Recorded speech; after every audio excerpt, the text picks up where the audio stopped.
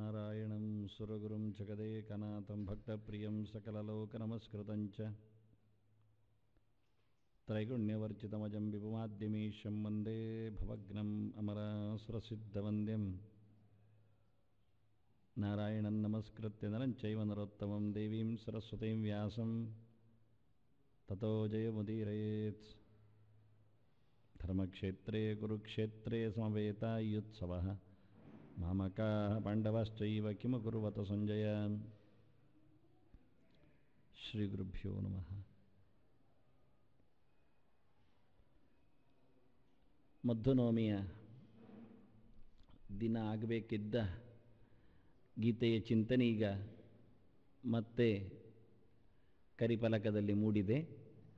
ಅದರ ಮುಂದಿನ ಗೆರೆ ಬಿದ್ದಿತ್ತು, ಅದನ್ನು ಅಳಿಸಿ ಈಗ ಹಳೆತನ್ನೇ ಮತ್ತೆ ನಮೂದಿಸಿದ್ದು. ಕೃಷ್ಣನ ಗೀತೆಯ ವಿಷಯಗಳನ್ನು ಕಿವಿ ಕೇಳುವುದರಲ್ಲಿ ಯಾವುದಾದರೂ ಒಂದೇ, ಆದರೆ ಅದು ಒಂದು ಬಿಡಬಾರದು ಎನ್ನುವ ಕಾಳಜಿ ಅದು ಚಂದವೇ.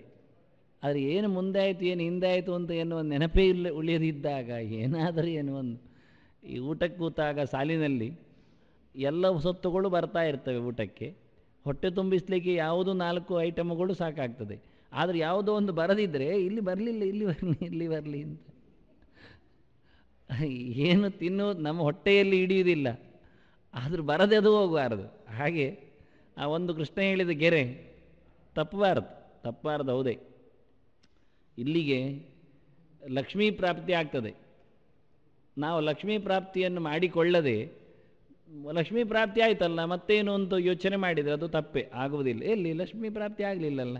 ಈಗ ಬರೆದಿದ್ದ ಶ್ಲೋಕವನ್ನು ಬ್ರಹ್ಮಭೂತ ಪ್ರಸನ್ನಾತ್ಮ ಅಂತ ನಾನು ಹೇಳಲಿಕ್ಕೆ ಶುರು ಮಾಡಿದರೆ, ಲಕ್ಷ್ಮಿಯೆಡೆಗೆ ಸಾಗಿದವನು ಮುಂದೆ ಭಗವಂತನೆಡೆಗೆ ಸಾಗ್ತಾನೆ ಹೇಳಿ, ಎಲ್ಲಿ ಲಕ್ಷ್ಮೀ ಸಾಗಿದ್ದೇ ಗೊತ್ತೇ ಇಲ್ಲ ಹೇಳಿದರೆ ಅದಕ್ಕೆ ಇಲ್ಲಿ ಬ್ರಹ್ಮಭೂಯಾಯ ಕಲ್ಪತೆ ಅಂತ ಲಕ್ಷ್ಮೀ ಪ್ರಾಪ್ತಿಯ ಗೆರೆ ಇಲ್ಲಿದೆ, ಇವತ್ತಿದೆ.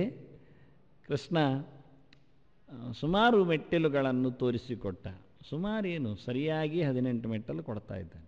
ಲಕ್ಷ್ಮಿಯೆಡೆಗೆ ಸಾಗಲು ಬೇಕಾದ 18ರ ಸಾಧನೆ ನಾನು ಯಾರು ಗುರುತಿಸಲಿಲ್ಲ. 18 ಲೆಕ್ಕಾಚಾರಗಳಲ್ಲಿ ಒಬ್ಬ ಸಾಧಕನಾದವ ಕೃಷ್ಣನ ಕೊನೆಯ ಹೊತ್ತಿನಲ್ಲಿ ಏನೆಲ್ಲ ಬೇಕು ಅಂತ ಸಮಾಸೇನೈವ ತಚ್ಛೃಣು ಅಂತ ಹೇಳಿದ್ದ. ನಿನಗೆ ನಾನು ಒಟ್ಟಿಗೆ ಹೇಳುತ್ತೇನೆ ಎಷ್ಟು ಬೇಕಾಗ್ತದೆ ಅಂತ. 18 ಬೇಕಾಗ್ತದೆ ಎನ್ನುವುದನ್ನು ಯಾರು ಗುರುತಿಸಲಿಲ್ಲ ಗಟ್ಟಿಯಾಗಿ. ಇಲ್ಲಿ ಅದನ್ನು ಕೃಷ್ಣ ಹೇಳಿದ್ದಾನೆ. ಬುದ್ಧಿಯ ವಿಶುದ್ಧಯ ಯುಕ್ತ ಅಂತ ಹೀಗೆ ಅಲ್ಲಿಂದ ಶುರು ಮಾಡಿ ಒಟ್ಟು 3 ಗೆರೆಯಲ್ಲಿ 3 ಶ್ಲೋಕದಲ್ಲಿ 3 ದಿನದಿಂದ ಶುದ್ಧ ಬುದ್ಧಿಯವನಾಗಿ ಆತ್ಮಾನಂ ಧೃತ್ಯ ನಿಯಮ್ಯ ಚ ಅಂತ ಹೇಳಿಕೊಂಡು ರಾಗದ್ವೇಷವನ್ನು ವ್ಯುದಸ್ಯ ಅದು 2 ಲೆಕ್ಕ ಮಾಡಲಿಕ್ಕೆ. ನನ್ನ ಮನೆಗೆ ಹೋಗಿ ಲೆಕ್ಕ ಮಾಡುವಾಗ 18 ಆಗಲಿಲ್ಲ 17 ಆಯಿತು ಹೇಳಬೇಡಿ. ರಾಗವನ್ನು ಆಗ ನಾನು ಚಿಂತನೆಯಲ್ಲಿ ತೋರಿಸಿಕೊಟ್ಟಿದ್ದೆ. ವಿ ಮತ್ತು ಉತ್ 2 ಉಪಸರ್ಗ ಹಾಕಲಿಕ್ಕೆ ಕಾರಣ ಅದು 2 ವಸ್ತು ಬೇರೆ ಅಂತ. ಎರಡೂ ಇಬ್ಬರಿಗೂ ಒಬ್ಬನಿಗೆ ಇರಬೇಕು ಅಂತ ನಿಯಮ ಇಲ್ಲ. ರಾಗ ಇದ್ದವನಿಗೆಲ್ಲ ದ್ವೇಷ ಇರಬೇಕು ಅಂತ ಇಲ್ಲ. ರಾಗದಿಂದ ದ್ವೇಷ ಉಂಟಾಗ್ತದೆ ಸರಿ, ಆದರೆ 2 ಬರಲೇಬೇಕು ನಿಲ್ಲ. ಆದ್ದರಿಂದ 2 ಪ್ರತ್ಯೇಕ ಹೇಳುತ್ತಾನೋ. ವ್ಯಸ್ಯ ಉದಸ್ಯ ಒಟ್ಟು ಮಾಡುವಾಗ ವಿದಸ್ಯ ಆಯಿತು. ರಾಗದ್ವೇಷ ವಿದಸ್ಯ ಚ ಅದು ಒಂದನ್ನು 2 ಲೆಕ್ಕ ಹಾಕಿಕೊಂಡ್ರೆ ಅದಕ್ಕೆ ದ್ವಿವಚನದಲ್ಲಿ ಕೊಡ್ತಾನೆ. ಇಲ್ಲಾಗ ರಾಗದ್ವೇಷಂ ಮಾಡ್ಬೋದು. ರಾಗಯುತ ದ್ವೇಷಂ ರಾಗಂಚ ದ್ವೇಷಂಚ ಸಮಾಹಾರದ್ದೊಂದೆಲ್ಲ ಮಾಡಲಿಕ್ಕೆ ಬರ್ತದೆ. ಆದರೆ ಅದು ಮಾಡದೆ ರಾಗದ್ವೇಷವು ಅಂತ ದ್ವಿವಚನ ಹಿಡಿದು 2 ಬಿಟ್ಟು ಎನ್ನುವುದು ಇಲ್ಲಿ ಹೇಗೆ ಪ್ರತ್ಯೇಕ ಇಟ್ಟಿದ್ದಾನೆ. ಅಹಂಕಾರಂ ಬಲಂ ದರ್ಪಂ ಕಾಮಂ ಕ್ರೋಧಂ ಪರಿಗ್ರಹಂ ವಿಮುಚ್ಯ ನಿರ್ಮಮ ಶಾಂತಃ ಬ್ರಹ್ಮಭೂಯಾಯ ಕಲ್ಪತೆ ಅಂತ ಇಲ್ಲಿ ಪ್ರತ್ಯೇಕ. ಇಲ್ಲಾದರೆ ಅಹಂಕಾರ ಬಲದರ್ಪ ಅಂತ ಸಮಸ್ತ ಪದ ಮಾಡಿಕೊಂಡು ಎಲ್ಲವನ್ನು ಬಿಟ್ಟು ಪರಿಗ್ರಹಾನ್ ವಿಮುಚ್ಯ ಅಂತ ಮಾಡ್ಬೋದು. ಮಾಡುವುದಿಲ್ಲ, ಒಂದೊಂದು ಪ್ರತ್ಯೇಕವೇ ಇಟ್ಟುಕೊಳ್ಬೇಕು. ಅದು ಒಂದೊಂದು ಬಿಟ್ಟವನು ಒಂದೊಂದು ಬಿಡುವವನಿದ್ದಾನೆ, ಬಿಡದೇ ಇರುವವನೇ ಇರ್ತಾನೆ. ಅದಕ್ಕೋಸ್ಕರ ಪ್ರತ್ಯೇಕವಾಗಿ ತೊರೆಯಬೇಕು ಅಂತ ಹೇಳಲಿಕ್ಕೋಸ್ಕರ ಹಾಗೆ ಮಾಡ್ತಾರೆ. ಅಂದರೆ ಒಂದು ಸಿದ್ಧಾಂತ ಇದೆ, ವಿಶಿಷ್ಟಂ ಪದಾರ್ಥಾಂತರಂ ಅಂತ. ಒಟ್ಟು ಸೇರಿದ್ದು ಬೇರೆ ಅಂತ. ಈಗ ಕ್ಷೀರವ್ರತ ಇದೆ ಇಟ್ಟುಕೊಳ್ಳುವ, ಈಗ ಇಲ್ಲ ಇದ್ದರೆ ಇತ್ತು ಅಂತ ಇಟ್ಟುಕೊಳ್ಳುವ. ಆಗ ಹಾಲು ಬಿಡಬೇಕಲ್ವ, ಹಾಲು ಬಿಡ್ತೇವೆ, ಮೊಸರು ತಿಂತೇವೆ, ತುಪ್ಪ ತಿಂತೇವೆ, ಎಲ್ಲ ಆಗತ್ತೆ. ಕಾಫಿ ಕುಡಿಬಹುದಾ ಬೇಡವಾ ಅಂದೀಗ ಪ್ರಶ್ನೆ. ಈಗ ಅಲ್ಲ ಕ್ಷೀರವ್ರತ ಅಂದಿದೆ, ಹೌದು ನೀವು ಕಾಫಿ ವ್ರತ ಹೇಳಲಿಲ್ಲ, ಕುಡಿಬಹುದೋ ಬೇಡವೋ ಹೇಳಿ, ಸ್ಪಷ್ಟ ಹೇಳಿ ಅಂತ. ಇದು ಸಿದ್ಧಾಂತದ ಮೇಲೆ ಇರತಕ್ಕ ಹೊಡೆತಗಳು. ನಾನಾದರೆ ಬೇಡ ಹೇಳ್ತೇನೆ, ಯಾಕೆ ಬೈಗಳು ತಿಂದರೂ ನನಗೇನು ಪರವಾಗಿಲ್ಲ ನಾನು ಅಂಥವನಿ. ಯಾಕೆಂದರೆ ಕಾಫಿ ಕುಡಿಲಿಕ್ಕೇ ಹೇಳಲಿಲ್ಲಲ್ಲ, ಅದರಿಂದ ಬಿಡಲಿಕ್ಕೆ ಎಲ್ಲಿ ಕೇಳೋದು? ನಿಮ್ಮ ಪ್ರಶ್ನೆ ರಿಜೆಕ್ಟೆಡ್, ಹೇಳಿಬಿಡ್ಬೋದು. ಆದರೆ ಅವರಿಗೇನು ಗೊತ್ತುಂಟು ಕಾಫಿಯ ರುಚಿ? ಅದನ್ನು ಕೇಳಿದರೆ ಉತ್ತರ ಕೊಡೋದಿಲ್ಲ. ಎಲ್ಲ ಪಂಡಿತರೆಲ್ಲ ಕುಡಿತಾರೆ, ಇವರಿಗೇನು ಗೊತ್ತಿಲ್ಲ ಹೇಳಿಕೊಂಡು ಬೈತಾರೆ. ಕುಡಿಬಹುದು ಅಂತ ತೀರ್ಮಾನ ಕೊಡ್ತಾರೆ. ಕೊನೆಗೆ ಬೈದು ಮಾಡಿದೆ ಅಂತಂದ್ರೆ ಇವರಿಗೆ ಬೇಕಾದ್ದು ಅದೇ, ಅವರಿಗೆ ಬೇಕಾದ್ದು ಅದೇ, ಇಬ್ಬರಿಗೂ ಕುಡಿಬಹುದು ಅಂತ ಹೇಳಿದೆ. ಯಾಕೆಂದರೆ ಅದು ಕಾಫಿ ಬೇರೆ, ಹಾಲು ಅಲ್ಲ. ಹಾಲು ಹಾಕಿದೆ ಅಲ್ವಾ ಅಂದರೆ ಹಾಲು ಹಾಕಿದ್ದರೂ ವಿಶಿಷ್ಟಂ ಪದಾರ್ಥಾಂತರಂ ಅಂತ ಒಂದು ಲೆಕ್ಕ. ಒಟ್ಟು ಸೇರಿದರೆ ಅದರ ಹೆಸರು ಬೇರೆ ಆದ್ದರಿಂದ ವಸ್ತು ಬೇರೆ ಆಯಿತು. ಆದ್ದರಿಂದ ಹಾಲು ಕುಡಿದ್ದರ ಏನು ಪರಿಣಾಮವೋ ಅದು ಕಾಫಿ ಕುಡಿದ್ದರಲ್ಲಿ ಇರುವುದಿಲ್ಲ. ಕಾಫಿ ಕುಡಿದ್ದರ ಏನು ವ್ಯತ್ಯಾಸವೋ ಅದು ಹಾಲು ಕುಡಿದ್ರಲ್ಲಿ ಇಲ್ಲ. ಅದರಿಂದ ಹಾಲಿನ ಕಥೆಯೇ ಬೇರೆ, ಕಾಫಿಯ ಕಥೆಯೇ ಬೇರೆ. ಹಾಲು ಸೇರಿರಬಹುದು, ಸೇರಿದ್ದರೆ ಅದು ಹಾಲು ಅಲ್ಲ. ನಿಮಗೆ ಹಾಲು ಸೇರಿದ್ದರೆ ಮೊಸರು ತಿನ್ನೋದಿಲ್ವಾ? ಕ್ಷೀರವ್ರತದಲ್ಲಿ ಮೊಸರು ವರ್ಜಿ ಹಾಕಿ ಮಾಡಲಿಲ್ಲ ನೀವು? ಹಾಲಿನದ್ದೇ ಸಾರ ತುಪ್ಪ ಬರಲಿಲ್ವಾ? ತುಪ್ಪದಲ್ಲಿ ಕರೆದು ತಿನ್ನೋದಿಲ್ವಾ? ಹೇಗೆ ಹೇಳ್ತೀರಿ? ಅದನ್ನ ಹಾಲು ವ್ರತ ಅಂದರೆ ಕೇವಲ ಹಾಲು ವ್ರತ. ಅದು ಒಂದೊಮ್ಮೆ ಪಾಯಸ ಮಾಡಿದ್ರೆ ತಗೊಳ್ಬೋದು ಅಂತ ಅರ್ಥ. ಅಂದರೆ ಹಾಲಿನ ಪಾಯಸ ಅಲ್ಲ, ಮತ್ತೇನು? ಕಾಫಿ ಆಗೋವರಿಗೆ ಪಾಯಸ ಯಾಕೆ ಆಗೋದಿಲ್ಲ? ಸರಿ ತಾನೇ? ಐಸ್ ಕ್ರೀಮ್ ತಿನ್ಬೋದು ಅಂತಲೇ ಅರ್ಥ, ಮತ್ತೇನು ಕೇಳಲಿಕ್ಕಿಲ್ಲ. ಯಾಕೆ ಮೊಸರು ತಿನ್ನಲಿಕ್ಕೆ ಆಗುತ್ತೆ ಅಂತ ಅವರೇ ಕೇಳ್ತಾ ಇದ್ದಾರಲ್ಲ, ಈಗ ಸಿಕ್ಕಿ ಬೀಳುತ್ತೇವೆ ನಾವು. ಅದು ವಿಶಿಷ್ಟಂ ಪದಾರ್ಥಾಂತರಂ ಹೇಳಿ ಪಂಚಾಮೃತ ಯೋಗ್ಯ ಅಂತಾರೆ. ಹಾಲು ಕುಡಿಬೇಡಿ. ಮತ್ತು ಹಾಲು ಅದರೊಳಗೆ ಎಳನೀರು ಮತ್ತು ಜೇನುತುಪ್ಪ ಎಲ್ಲ ಬಿದ್ದರೆ 2-3 ಲೋಟ ಕುಡಿಬೋದು, ತೊಂದರೆ ಇಲ್ಲ. ಅದು ಪದಾರ್ಥಾಂತರಂ, ಅದನ್ನು ಹಾಲು ಬರುವುದಿಲ್ಲ ಎನ್ನುವುದು ಇಷ್ಟೇ ನಮ್ಮ ತಲೆಯಲ್ಲಿ. ಅದರಾಚೆಗೇನೂ ಇಲ್ಲ. ವಿಶಿಷ್ಟಂ ಪದಾರ್ಥಾಂತರಂ ಹೇಳುವ ಮೂಲಕ ಇದೊಂದು ನಿಯಮವೇ ಉಂಟು. ವಿಶಿಷ್ಟಕ್ಕೆ ಪ್ರತ್ಯೇಕವಾದ ಕೆಲಸವೂ ಆಗ್ತದೆ. ಆದ್ದರಿಂದ ಕೆಲವರು ಗಯೆಗೆ ಹೋಗಿ ಅದಂಥದ್ದು ಕಾಶಿ ಕುಂಬಳಕಾಯಿ ಅಂತ ಒಂದಿದೆ, ಗಾತ್ರದಲ್ಲಿ ಚೆನ್ನಾಗಿದೆ, ಹಳದಿ ಹಳದಿ ಇರುತ್ತೆ, ಅದನ್ನು ಬಿಡ್ತಾರೆ ಅವರು, ತಿನ್ನುವುದಿಲ್ಲ ಅಂತ. ಆದರೆ ಈ ಬದನೆ ಹುಳ್ಳಿಯಲ್ಲಿ, ಗುಳ್ಳ ಹುಳ್ಳಿಯಲ್ಲಿ ಅದನ್ನು ಸೇರಿಸಿ ಮಾಡ್ತಾರೆ. ಈಗ ಅವರಿಗೆ ಕುತ್ತಿಗೆಗೆ ಸಿಗ್ತದೆ. ಅದು ಯಾವುದು ಇಷ್ಟವಾದನ್ನು ಬಿಡಬೇಕಂತ ಅವ್ರು ಕೇಳೋದ್ರಿಂದ ಕಷ್ಟದಲ್ಲಿ ಬಿಟ್ಟಿರ್ತಾರೆ ಅವರು. ಇಲ್ಲಿ ಬಂದಾಗ ಅದನ್ನು ಹಾಕ್ತಾರೆ. ಹಾಕುವಾಗ ಅವರು ಯೋಚನೆ ಮಾಡೋದು ಇದೆಂಥದ್ದು? ವಿಶಿಷ್ಟಂ ಪದಾರ್ಥಾಂತರಂ. ನಾವು ಕುಂಬಳಕಾಯಿ ಬಿಟ್ಟಿದ್ದೇವೆ, ಮತ್ತು ಗುಳ್ಳ ಸಮೇತ ಕುಂಬಳಕಾಯಿ ಬಿಡಲಿಲ್ಲ, ತಗೊಳ್ಳೋದು. ಇನ್ನೂ ಜೋರು ಮಾಡಿದರೆ ಯಾರಾದ್ರೂ ಅದನ್ನು ಹೆಕ್ಕಿ ಇಡೋದು ಅಷ್ಟೇ. ಅದೊಂದು ಮಾತ್ರ ಪ್ರತ್ಯೇಕ ಇಡುವ. ಹೋಳು ಅವನ ಹತ್ರ ಕೇಳೋದು, ಅದು ಕಾಶಿ ಕುಂಬಳಕಾಯಿದು ಹೋಳು ಹಾಕಬೇಡ, ಗುಳ್ಳದ್ದು ಮಾತ್ರ ಹಾಕು ಅಂತ. ಅವನು ಹುಡುಕಿ ಹಾಕಬೇಕು, ಬಂದರೂ ಒಂದೊಮ್ಮೆ ತೆಗೆದಿಡೋದು. ಎಂಥ ಗ್ರಾಚಾರಗಳು! ನಾನು ಅದಕ್ಕೆ ಅಲ್ಲಿ ಹೋಗಲಿಲ್ಲ, ಎಂಥದ್ದು ಬಿಡಲೇ ಇಲ್ಲ. ನಾನು ಹೋದರೆ ಬಿಡಬೇಕು ಅಂತಿದ್ದೇನೆ. ಎಂಥದ್ದು ಅಂದರೆ ಮಾತನ್ನೇ ಬಿಡಬೇಕು ಅಂತ.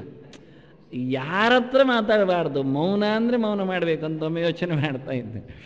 ಅದಕ್ಕೇನು ಹೋಗ್ಲಿಕ್ಕೆ ಆಗಲಿಲ್ಲ. ಅಂದರೆ ಅತಿ ಇಷ್ಟವಾದದ್ದು ಬಿಡಬೇಕು ಅಂತ ಹೇಳುವಾಗ ನಿಮ್ಮನ್ನೇ ಬಿಡುವ ಅಂತ ಯೋಚನೆ ಮಾಡಿ, ನನ್ನನ್ನು ಬಿಡಲಿಕ್ಕೆ ಬರೋದಿಲ್ಲ ನನಗೆ, ಉಳಿದವರನ್ನೆಲ್ಲ ಬಿಡಲಿಕ್ಕೆ ಬರುತ್ತೆ.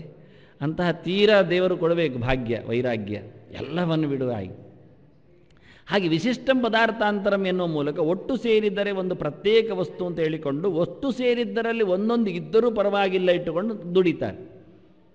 ಅದಕ್ಕೆ ಕೃಷ್ಣ ಪ್ರತ್ಯೇಕ ಹೇಳಿದರು. ರಾಗದ್ವೇಷವು ಅಂತ ದ್ವಿವಚನದಲ್ಲಿ ಹೇಳುವ ಒಂದು ಕಾರಣದಂತೆ ಇಲ್ಲಿ ಪ್ರತ್ಯೇಕ ಹೇಳುವ ಕಾರಣ, ಶ್ಲೋಕದಲ್ಲಿ ಪ್ರತ್ಯೇಕ ಹೇಳುವ ಕಾರಣ. ಇಲ್ಲಾದರೆ ಅಹಂಕಾರ ವಿಶಿಷ್ಟವಾದ, ಬಲಸಹಿತವಾದ, ದರ್ಪದೊಡನಿರುವ, ಕಾಮಕ್ರೋಧಗಳಿಗೆ ಅವಾಸನಿಸಿಕೊಂಡ ಪರಿಗ್ರಹವನ್ನು ಬಿಡಬೇಕು ಅಂತ ಕೃಷ್ಣ ಹೇಳಿಕೊಂಡಿದ್ದಾನೆ. ಹೇಳಿ ಖುಷಿಯಲ್ಲಿ ಎಲ್ಲರೂ ನೆಮ್ಮದಿಯಲ್ಲಿ ಇರ್ತಾರೆ. ಅಷ್ಟೆದ್ದಿಲ್ಲ ಅಂತ. ಮದಕಾರಿಯಾದ, ಮೋಹ ಭರಿಸುವ, ಮದಕಾರಿ ಅಂದರೆ ಮತ್ತು ಭರಿಸುವ, ಮೋಹಗೊಳಿಸುವ, ವರ್ಣ ತರುವ ಅಂದರೆ ವರ್ಣ ಅಂದರೆ ಬಣ್ಣ ತರುವ, ಹಳೆಯದಾದ, ದೊಡ್ಡದನಿಸಿಕೊಂಡ, ಕರಾವಳಿಯಲ್ಲಿ ಅಲ್ಲದ ಅಡಿಕೆಯನ್ನು ತಿನ್ನಬೇಡಿ ಹೇಳಿದರೆ ಹಾಗಾದರೆ ತೊಂದರೆ ಇಲ್ಲ ಹೇಳ್ತೇನೆ. ನಮ್ಮದೆಲ್ಲ ಘಟ್ಟದಿಂದ ಬಂದ ಅಡಿಕೆ ತಿನ್ನಲಿಕ್ಕಾಗ್ತದೆ. ಹೀಗೆ ತಪ್ಪಿಸುವ ವಿಧಾನಗಳು. ನೀವು ವಿಶೇಷಣಗಳಿಂದ ವಸ್ತುವನ್ನು ತಪ್ಪಿಸ್ತೀರಿ, ವ್ಯತ್ಯಾಸಗೊಳಿಸ್ತೀರಿ. ಘಟ್ಟದಿಂದ ಬಂದದ್ದು ಸಹ ಅಡಿಕೆ, ಅದು ಬಣ್ಣ ಭರಿಸ್ತದೆ, ಮತ್ತು ತರಿಸ್ತದೆ, ಮೋಹ ಭರಿಸ್ತದೆ. ಆದರೆ ಅದು ಘಟ್ಟದಿಂದ ಬಂದಿದೆ, ಕರಾವಳಿ ಅಲ್ಲದ್ದು ಎನ್ನುವುದೊಂದು ಗಮ್ಮತ್ತಿದೆ ನಮಗೆ ಅಷ್ಟೇ. ನೋಡಿ ಎಷ್ಟೆಲ್ಲ ನೋಡಿ, ಇಷ್ಟು ವಿಶೇಷಣಗಳನ್ನು ನಾವು ನುಂಗಿ ಹಾಕಿದ್ದೆವು. ವಾಸ್ತವವಾಗಿ ಒಂದೊಂದು ಆಗಬೇಕು, ಮತ್ತು ಭರಿಸಲೇಬಾರದು ಅಂಥದ್ದು ಅಡಿಕೆಯಲ್ಲಿ ಧರ್ಮವೇ ಇಲ್ಲ. ಬಣ್ಣ ಭರಿಸಲೇಬಾರದು, ಅದು ಅಡಿಕೆಯ ಗುಣ ಅಲ್ಲ. ಅದು ಮೋಹಗೊಳಿಸಬಾರದು, ಸಾಧ್ಯವೇ ಇಲ್ಲ. ಅದು ಅಡಿಕೆಯ ಧರ್ಮದಲ್ಲಿ ಅದು ಅಕ್ಷರಗಳನ್ನೆಲ್ಲ ಗುಣಧರ್ಮಗಳನ್ನು ಹೇಳುವ ಒಂದು ನಿಘಂಟುವೇ ಇದೆ. ಧನ್ವಂತರಿ ನಿಘಂಟು ಇದೆ, ಸುಮಾರು ಆಯುರ್ವೇದ ಗ್ರಂಥಗಳಿವೆ. ಅದು ಭೂಗಲಕ್ಷಣದಲ್ಲಿ ಹಾಕುತ್ತೆ ಹೀಗೆಲ್ಲ ಇರುತ್ತೆ ಅಂತ. ಹಾಗೆ ನಾವು ವಿಶೇಷಣಗಳಿಂದ ವಸ್ತುಗಳನ್ನು ಪ್ರತ್ಯೇಕಿಸಿಕೊಂಡು ಉಪಯೋಗಿಸಲಿಕ್ಕೆ ಕಷ್ಟಪಡುತ್ತೇವೆ. ಅದು ಆಗಬಾರ್ದು ಅಂತ ಕೃಷ್ಣನ ಇರಾದೆಗಳು. ಅದಕ್ಕೆ ಒಂದೊಂದು ಹಂತಗಳನ್ನು ಹೇಳ್ತಾ ಒಟ್ಟು 18 ಮೊತ್ತದಲ್ಲಿ ಇಲ್ಲಿ ಹೇಳಿದ್ದಾನೆ. ನಾವು ಅನೇಕಗಳನ್ನು ನೋಡಿ ಆಯಿತು, ಇಲ್ಲಿ ಕೆಲವು ಉಳಿದಿವೆ ಇನ್ನಷ್ಟೇ. ಶುದ್ಧ ಬುದ್ಧಿಯ ಧೃತಿಯ ಆತ್ಮದ ನಿಯಮನ ಅದನ್ನೆಲ್ಲ ನೋಡಿಕೊಂಡು ಬಂದು ಕೊನೆಗೆ ಅಹಂಕಾರವನ್ನು, ಬಲವನ್ನು, ದರ್ಪವನ್ನು, ಕಾಮವನ್ನು, ಕ್ರೋಧವನ್ನು, ಪರಿಗ್ರಹವನ್ನು ಬಿಟ್ಟು ನಿರ್ಮಮನಾಗಿ ಶಾಂತನಾಗಿದ್ದರೆ ಅವನು ಲಕ್ಷ್ಮಿಯೆಡೆಗೆ ಸಾಗುತ್ತಾನೆ. ಬ್ರಹ್ಮಶಬ್ದ ಹಿಂದೆ ಬಂದಿದೆ. ಮಮ ಯೋನಿರ ಬೃಹತ್ ಬ್ರಹ್ಮ ಅಂತ ಹಿಂದೆ ಹೇಳುವಾಗಲೂ ಶುರು ಮಾಡಿದ್ದೇವನು. ಹಾಗೆ ಯಾವ ರೀತಿಯಲ್ಲಿ ಬ್ರಹ್ಮನೆಡೆಗೆ ಸಾಗುತ್ತಾನೋ ಆ ಕಥೆಯನ್ನು ಹೇಳುತ್ತೇನೆ ಅಂತ ಅಲ್ಲಿ ಶುರು ಮಾಡಿದ್ದವ. ಯಾಕೆಂದರೆ ದೇವರೆಡೆಗೆ ಹೋಗುವುದು ಅಂತ ಅರ್ಥ ಮಾಡಿದರೆ ಮುಂದೆ ಪುನಃ ಲಭತೆ ಅಂತ ಹೇಳಿಕೊಂಡು ಪರಮಾಂ ಭಕ್ತಿಂ ನನ್ನ ಮಮ ಭಕ್ತಿಂ ಲಭತೆ ಅಂತ ಹೇಳಿಕೊಂಡು ನನ್ನ ಪರಮಭಕ್ತಿಯನ್ನು ಪಡೆಯುತ್ತಾನೆ. ಬ್ರಹ್ಮಭೂತಃ ಪ್ರಸನ್ನಾತ್ಮ ಅಂತ ಗೆರೆಯಲ್ಲಿ ಹೇಳ್ತಾನೆ. ಲಕ್ಷ್ಮಿಯಲ್ಲಿಗೆ ಸಾಗಿದವನು ಮತ್ತೆ ಖುಷಿಪಟ್ಟು ನನ್ನೆಡೆಗೆ ಬರ್ತಾನೆ ಅಂತ. ಬ್ರಹ್ಮನೆಡೆಗೆ ಸಾಗಿದವನು ಮತ್ತೆ ಬ್ರಹ್ಮನೆಡೆಗೆ ಬರ್ತಾನೆ, ದೇವರೆಡೆಗೆ ಅಂತ ಒಂದೇ ಅರ್ಥ ಮಾಡಿದರೆ ಅರ್ಥ ಆಗುವುದಿಲ್ಲ. ಲಕ್ಷ್ಮಿಗೂ ಬ್ರಹ್ಮಶಬ್ದವನ್ನು ಕೃಷ್ಣನೇ ಕರೆದಿದ್ದಾನೆ. ಶಬ್ದ ಒಂದೇ ಇದೆ. ದೇವರೆಡೆಗೆ ಸಾಗುತ್ತಾನೆ ಅಂತಲೇ ಅರ್ಥ ಮಾಡಿದರೂ ಸಂಕಟ ಏನಾಗುವುದಿಲ್ಲ, ಹೇಳಿದ್ದೇನೆ ಹಿಂದೆ. ಯಾಕೆಂದರೆ ಸಾಗುವುದು ಸಾಗ್ತಾ ಇರುವುದು. ಬದರಿಗೆ ತೆರಳಿದ್ದಾನೆ ಅಂತ ಹೇಳುವಾಗ ಎಲ್ಲಿದ್ದಾನೆ? ಕಾರವಾರದಲ್ಲಿದ್ದಾನೆ. ಮತ್ತು ಬದರಿಗೆ ತೆರಳಿದ್ದಾನಲ್ಲ, ನಿನ್ನೆ ಬದರಿಗೆ ತೆರಳಿದ್ದಾನೆ. ಒಂದೇ ದಿನ ಹಾರುವುದಿಲ್ಲ ಮಂಗನಾಗೆ, ಅವನು ಹೋಗ್ತಾ ಇದ್ದಾನೆ. ಮತ್ತು ನಾಳೆ ಕೇಳಿದರೆ ಎಲ್ಲಿದ್ದಾರೆ? ಗೋಕರ್ಣದಲ್ಲಿದ್ದಾರೆ. ಮತ್ತು ಬದರಿ ತೆರಳಿದ್ದಾನೆ. ಹೌದಯ್ಯ, ಹೋಗ್ತಾ ಇದ್ದಾರೆ. ಕಾರವಾರದ ಆಚೆ ಇರುವುದು ಗೋಕರ್ಣ, ಮತ್ತು ಹೋಗ್ತಾ ಇದ್ದಾನೆ ಇನ್ನು. ಹಾಗೆ ತೆರಳುತ್ತಾರೆ ಎನ್ನುವುದು ಉದ್ದನೆಯ ಕಾರ್ಯದಲ್ಲಿ ಅವಾಂತರ ಕಾರ್ಯಗಳು ತತ್ಸಂಬಂಧವಾದ ನಡೆಯುವಾಗ ಆ ವ್ಯಪದೇಶದಲ್ಲಿ ಅರ್ಹ ಆಗ್ತದೆ. ಅಶ್ವಮೇಧ ಯಾಗ ಶುರು ಮಾಡಿದ್ದಾರೆ, ಅಶ್ವಮೇಧ ಯಾಗ ಮಾಡ್ತಿದ್ದಾರೆ ಹೇಳಿದರೆ ಎಲ್ಲಿ? ಅಶ್ವಮೇಧ ಯಾಗ ಮಾಡ್ತಾ ಇಲ್ಲಲ್ಲ ಕೇಳಿದರೆ ಅದಕ್ಕೆ ಸಂಬಂಧದ್ದೇ ಪಶು ಸಂಸ್ಥಾದಿಗಳು ಮಾಡ್ತಾ ಇರೋದು. ಅದು 15 ದಿವಸದ ಯಾಗ. ಅದನ್ನ ಮೊದಲು ಸಂಕಲ್ಪ ಮಾಡುವಾಗಲೂ ಅಶ್ವಮೇಧ ಯಾಗ ಮಾಡ್ತಾ ಇದ್ದಾರೆ ಅಂತಲೇ ಹೇಳೋದು. ಬೋರ್ಡು ಹಾಗೆ ಹಾಕುವುದು. ಅದಕ್ಕೆ ಉಪಾಂಗವಾದದ್ದನ್ನು ನಡೆಸ್ತಾ ಇರುವುದು. ಹಾಗೆ ಕ್ರಮ. ಅದನ್ನು ಜಪ ಮಾಡ್ತಾರೆ ಹೇಳಿದ ತಕ್ಷಣ ಎಲ್ಲಿ ನಿಲ್ಲುವುದು, ಕೂತ್ಕೊಳ್ಳುವುದು, ತಿರುಗುವುದು ಎಲ್ಲ ಕಾಣ್ತದೆ. ಅದು ಅರ್ಘ್ಯರಿ. ಜಪದ ಮುಂಚೆ ಅರ್ಘ್ಯ ಕೊಡಲಿಕ್ಕೆ ಉಂಟು, ಆಗ ನಿಲ್ಲಲಿಕ್ಕೆ, ಕೂತ್ಕೊಳ್ಳಿಕ್ಕೆ, ತಿರುಗಲಿಕ್ಕೆಲ್ಲ ಉಂಟು. ಅದು ಅದರದೇ ಅಂಗ. ಎಲ್ಲಿ ಜಪ ಮಾಡ್ತಾ ಇಲ್ಲ, ನಾನು ನೋಡಿದೆ, ತಿರುಗ್ತಾ ಇದ್ರು, ಕೂಡ್ತಾ ಇದ್ರು, ಹೇಳ್ತಾ ಇದ್ರು. ಅಯ್ಯ ಮಾರ್ಯಾರು ಏನು ಮಾಡೋದು? ಅದು ಜಪದ ಒಟ್ಟಿಗೆ ಸೇರಿಕೊಳ್ಳುವಾಗ ಹೇಳುವ ಕ್ರಮ ಅದು. ಅದೇ ರೀತಿಯಾಗಿ ಕೃಷ್ಣ ಅಂದರೆ ಇಷ್ಟೆಲ್ಲ ಅರ್ಥ ಮಾಡಿಕೊಂಡಾಗ ದೇವರೆಡೆಗೆ ಸಾಗುವುದು ಅರ್ಥ ಮಾಡಿಕೊಂಡ್ರು ಮಧ್ಯ ಮಧ್ಯದಲ್ಲಿ ಅವಾಂತರ ದಿಕ್ಕುಗಳನ್ನು, ದೇಶಗಳನ್ನು ಮುಟ್ಟಿಕೊಂಡು ಹೋಗ್ತಾನೆ ಎನ್ನುವ ಅರ್ಥದಲ್ಲಿ ಬರ್ತದೆ. ಬೇಡ ಆದರೂ ಇನ್ನೊಂದು ಅರ್ಥದಲ್ಲಿ ಭಗವಂತನನ್ನು ಪಡೆಯಬೇಕಾದರೆ ಯಾರೂ ಸಹ ಕೇವಲ ಭಗವಂತನೆಡೆಗೆ ಕೂಡಲೇ ಸಾಗಲಿಕ್ಕಾಗುವುದಿಲ್ಲ. ನಡುವೆ ಪ್ರಕೃತಿಯ ಧರ್ಮಗಳನ್ನು ಕಳಚಿಕೊಳ್ಳಿಕ್ಕೆ, ಪ್ರಕೃತಿಯ ಪರವಾನಗಿಯನ್ನು ಪಡೀಲಿಕ್ಕೆ, ಪ್ರಕೃತಿಯ ತತ್ವದ ಅನುಗ್ರಹಕ್ಕೆ ಪಾತ್ರನಾಗಲೇಬೇಕು. ಪ್ರಾಕೃತ ಪ್ರಪಂಚದ ಕಳಚಿಕೊಂಡು ಅಪ್ರಾಕೃತ ನಡೆಗೆ ಸಾಗಬೇಕಾದರೆ ಪ್ರಕೃತಿ ನಿಯಾಮಕಳಾಗಿ ನಿಂತ ಮಹಾಲಕ್ಷ್ಮಿಯ ಪರಿಪೂರ್ಣ ಅನುಗ್ರಹಕ್ಕೆ ಪಾತ್ರನಾದರೆ ಮಾತ್ರ ಅವನ ಗಂಡನ ನಾರಾಯಣನ ದರ್ಶನ ಸಾಧ್ಯ. ಲಿಂಗ ಭಂಗ ಆಗದೆ ಭಗವಂತ ಬಿಂಬ ಕಾಣುವುದಿಲ್ಲ. ಲಿಂಗ ಪ್ರಾಕೃತವಾದ್ದರಿಂದ, ಪ್ರಕೃತಿ ಅಧೀನವಾದ್ದರಿಂದ ಅವಳ ಅನುಗ್ರಹ ಇಲ್ಲದೆ ಪರದೆ ಹರಿಯುವುದಿಲ್ಲ, ಸರಿಯುವುದಿಲ್ಲ. ಹೀಗಾಗಿ ಎರಡೂ ರಾಜಸ ಮತ್ತು ತಾಮಸವಾದ ಪರದೆಗಳ ನಿರ್ಮೂಲನದಲ್ಲಿ ಲಕ್ಷ್ಮಿಯ ಪಾತ್ರ ಬಹಳ ಹಿರಿದು ಎನ್ನುವುದನ್ನು ತೋರಿಸಿಕೊಳ್ಳಿ, ಬಹಳ ದೊಡ್ಡದಾದ ತತ್ವವನ್ನು ತಿಳಿಸಿಕೊಳ್ಳಲಿಕ್ಕೆ ಕೃಷ್ಣ ಲಕ್ಷ್ಮಿಯೆಡೆಗೆ ಸಾಗುವಿಕೆ ಅನ್ನುವುದಕ್ಕೆ 18 ವಸ್ತುಗಳಿಟ್ಟ. ಅದರಲ್ಲಿ ಅಹಂಕಾರವನ್ನು ವಿಮುಚ್ಯ, ವಿ ಎನ್ನುವುದು ವಿಶೇಷ ಅಂತ ಅರ್ಥ. ಪೂರ್ಣವಾಗಿ ಅಹಂಕಾರವನ್ನು ತೊರೆದು ನಾನು ಮಾಡುತ್ತಿದ್ದೇನೆ ಎನ್ನುವುದಿಲ್ಲ, ನಾನು ಎನ್ನುವುದು ಹೋಗಿದೆ. ಅದರ ಒಟ್ಟಿಗೆ ಬಲಂ, ಯಾಕೆಂದರೆ ಇಷ್ಟೆಲ್ಲ ಸಾಧನೆಗಳು ನಡೆದಾಗ ಅಹಂಕಾರ ಬಂದಿರ್ತದೆ. ಅದನ್ನು ಮೊದಲು ನಿಲ್ಲಿಸಬೇಕು ಅಂತಾನೆ ಕೃಷ್ಣ. ಯಾಕೆಂದರೆ ಭಗವಂತ ಮಾಡುತ್ತಿದ್ದಾನೆ, ತತ್ವಾಭಿಮಾನಿಗಳು ನಡೆಸುತ್ತಿದ್ದಾರೆ, ಮಹಾಲಕ್ಷ್ಮಿಯ ಪಾತ್ರ ಬಹಳ ಹಿರಿದಾಗಿದೆ ಎನ್ನುವ ಆವಿಷ್ಕಾರ ಆಗ್ತಾ ಇರಬೇಕು. ಅದರಿಂದ ನಾನು ಎನ್ನುವುದಿಲ್ಲ. ಅದರೊಟ್ಟಿಗೆ ಬಲ, ಬೆಂಬಲಗಳು, ಇತರ ಬಲಗಳು ಶಾರೀರಿಕವಾಗಿಯೋ ಮಾನಸಿಕವಾಗಿಯೋ, ಸಂಪತ್ತಿನದ್ದೋ, ದ್ರವ್ಯದ್ದೋ, ದೇಶದ್ದೋ, ಇನ್ನಿತರ ಎಲ್ಲವೂ ಸಹ ಇಲ್ಲಿ ತಾನು ಬಲವುಳ್ಳವನು ಎನ್ನುವ ಯಾವುದೇ ರೀತಿಯಾದ ಲೆಕ್ಕಕ್ಕೆ ಬರುವುದಿಲ್ಲ. ದುರ್ಬಲನಾದ ವಸ್ತುವಿನಲ್ಲಿ ಭಗವಂತನ ಪರಿಪೂರ್ಣವಾದಂತಹ ಕೊಡುಗೆ ಅಥವಾ ಕಾಣಿಕೆ ಅಥವಾ ವಿಶೇಷವಾದ ನಿಯಮನ ಅದು ನಡೆದಿದೆ. ಬೆಂಬಲ ಅದುವೇ ಇರುವುದು, ಮತ್ತೇನಲ್ಲ. ಒಂದು ಉಸಿರು ನಮ್ಮ ಅಂಕೆಯಲ್ಲಿಲ್ಲ ಎನ್ನುವುದು ಅರ್ಥ ಆಗಬೇಕು. ಗೊತ್ತಾಗಿದೆ, ಅರ್ಥ ಆಗುವುದಿಲ್ಲ. ಹೊರಗಿನ ವಾತಾವರಣದಲ್ಲಿ ತುಂಬಿ ನಿಂತ ಶುದ್ಧವಾದ ಗಾಳಿ ನಮ್ಮ ಮೂಗಿನೊಳಗೆ ಬಂದಾಗ, ಶುದ್ಧವಾಗಿ ನಮ್ಮ ಹೃದಯವನ್ನು ತುಂಬಿಸಿ ಅದು ಹೊರಗೆ ಬಂದಾಗ ಗೊತ್ತು. ಹೊರಗೆ ಬಂದದ್ದು ಹೊರಗೆ ಹೋಗದೆ ನಮಗೆ ಮತ್ತೆ ಒಳಗೋದರೆ ಉಪಯೋಗವೇ ಇಲ್ಲ. ನಾವು ಬಿಟ್ಟ ಗಾಳಿ ನಮ್ಮ ಮೂಗಿನ ಹತ್ತಿರ ಇದೆ ಇಟ್ಟುಕೊಳ್ಳಿ, ಅದು ದೂಡಿ ಹೊಸ ಗಾಳಿ ಒಳಗೋಗಬೇಕು. ಎಷ್ಟು ಒಂದು ವಿಚಿತ್ರವಾದ ಭೌತಕ್ರಿಯೆ ಆಗುತ್ತೆ ನೋಡಿ. ಈ ಒಂದು ಭೌತಕ್ರಿಯೆಯಲ್ಲಿಯೇ ವ್ಯವಸ್ಥೆ ಇಲ್ಲ. ನಾನೇ ಹೊರಗೆ ಬಿಟ್ಟ ಗಾಳಿ ನನ್ನನ್ನು ಮುತ್ತಿಗೆ ಹಾಕದೆ ಹೊಸ ಗಾಳಿ ಯಾಕೆ ನನ್ನನ್ನು ಮುತ್ತಿಗೆ ಹಾಕ್ತಾ ಇದೆ? ಯಾವ ರೀತಿಯಲ್ಲಿ? ಒಂದೇ ಕೋಣೆಯಲ್ಲಿ ಮಲಗಿರ್ತೇವೆ, ಸಾಯ್ತಾನೆ ಒಬ್ಬ, ಹೇಗೆ ಸತ್ತ? ಉಸಿರು ಗಟ್ಟಿ ಸತ್ತ ಹೇಳುತ್ತೇವೆ ನೋಡುವಾಗ, ಏನೋ ಪರೀಕ್ಷೆ ಮಾಡುವಾಗ, ಏನು ಉಸಿರು ಕಟ್ಟಿದ್ದಾನೆ, ಎಲ್ಲ ವಾತಾವರಣ ಚೆನ್ನಾಗಿದೆ, ಬಾಗಿಲು ಹಾಕೊಂಡು ಮಲಗಿದ್ದಾರೆ, ಎಲ್ಲರೂ ಬಾಗಿಲು ಹಾಕೊಂಡೇ ಮಲಗೋದು, ಮತ್ತೆ ಅಲ್ಲಿನ ಗಾಳಿಯಲ್ಲೇ ಬದುಕಬೇಕು ಅವನು. ಈ ರೀತಿಯಾಗಿ ವಿಚಿತ್ರವಾಗಿರತಕ್ಕಂಥ ವ್ಯವಸ್ಥೆಯನ್ನು ಕೃಷ್ಣ ಇಟ್ಟಿದ್ದಾನೆ. ಗಾಳಿ ಒಂದೇ ಅಲ್ಲ, ಕಿವಿಯೊಳಗೆ ಹೋಗುವ ಶಬ್ದಗಳು, ಅಲ್ಲಿನ ಹೊರಗಿನ ಎಷ್ಟೋ ಗಾಳಿಯಲ್ಲಿ, ಕಿವಿಯೊಳಗೆ ಗಾಳಿ ಹೋಗ್ತದೆ, ಗಾಳಿಯಲ್ಲಿ ಹೋಗುವ ಧೂಳಿನ ಕಣಗಳು ಹೋಗ್ತವೆ, ಎಷ್ಟು ತುಂಬಿಸಿರ್ತವೆ. ಹಾಳು ಬಾವಿಯಲ್ಲಿ ಸುಮ್ಮನೆ ಇರುವುದಿಲ್ಲ. ಒಂದಷ್ಟು ವರ್ಷ ಆಗುವಾಗ ಹಾಳು ಬಾವಿಯಲ್ಲಿ 1-2-3 ಅಡಿ ಮಣ್ಣು ಶೇಖರಣೆ ಆಗ್ತದೆ. ಇನ್ನೂ ಆಗುವಾಗ ಅದು ಮುಚ್ಚಿ ಹೋಗ್ತದೆ. ಒಂದು ಕಾಲಘಟ್ಟದಲ್ಲಿ 100 ಬಾವಿಗಳು ಮುಚ್ಚಿದ ತಾಣಗಳು ಇವೆ ಇವತ್ತು ತನ್ನಷ್ಟಕ್ಕೆ ಸಮಯ ಆದಾಗ. ಹಾಗೆ ಕಿವಿ ಒಂದು ಬಾವಿ ಇದ್ದಾಗೆ ಮುಚ್ಚಿ ಹೋಗಬೇಕು, ಮುಚ್ಚಿ ಹೋಗ್ತಾ ಇಲ್ಲ ನೋಡಿ. ಶಬ್ದಗಳದನ್ನು ಕೆಳಗೆ ಹಾಕ್ತವೆ. ಹಾಗೆ ನಾಲಿಗೆಯೊಳಗೆ ಹೋಗತಕ್ಕ ಪದಾರ್ಥಗಳು, ಕಣ್ಣಿಗೆ ಹೋಗತಕ್ಕ ಪದಾರ್ಥಗಳು, ರೋಮಕೂಪದಲ್ಲಿ ಹೋಗತಕ್ಕ ಪದಾರ್ಥಗಳು, ಮೈ ತುಂಬ ವಸ್ತುಗಳು ಒಳಗೋಗ್ತವೆ, ಹೊರಗೆ ಬರ್ತವೆ. ಇದೆಲ್ಲ ಸೂಕ್ಷ್ಮ ಕ್ರಿಯೆಗಳು. ಅದನ್ನು ಬಲ ಅಂತಾನೆ. ನಮ್ಮ ಬದುಕಿನ ಬಲವೇ ಪ್ರಾಣಶಕ್ತಿ. ಅದು ಅದ್ಭುತವಾದದ್ದು. ಅದನ್ನು ತನ್ನ ಏನು ಬಲ ಇಲ್ಲ, ಶಾರೀರಿಕವಾದ, ಮಾನಸಿಕವಾದ, ಅಧ್ಯಯನದ, ಶಾಸ್ತ್ರದ, ಗುರುವಿನ, ಇನ್ನಿತರ ವಸ್ತುಗಳ ಯಾವುದೇ ಬಲ ಅಲ್ಲದೆ ಅದನ್ನೆಲ್ಲ ತೊರೆದು ಯಾರ ಬೆಂಬಲದಲ್ಲಿಯೂ ಯಾರ ವಿಶೇಷವಾದ ಪ್ರಭಾವದಲ್ಲಿಯೂ ಮೋಕ್ಷ ಎನ್ನುವುದು ಸಿಗುವುದಿಲ್ಲ, ಯಾರಿಗೂ ಸಿಗುವುದಿಲ್ಲ. ಏನು ಮಾಡಿದರೂ ಸಿಗುವುದಿಲ್ಲ ಅಂತಾರೆ. ನಾಯಮಾತ್ಮ ಪ್ರವಚನೇನ ಲಭ್ಯ ನ ಮೇಧಯಾ ನ ಬಹುನಾಶ್ರುತೇನ ಯಮೈವೈಷ ವೃಣತೆ ತೇನ ಲಭ್ಯ ತಸ್ತೇಷ ಆತ್ಮ ವೃಣತೆ ತನುಂ ಸ್ವಾಂ.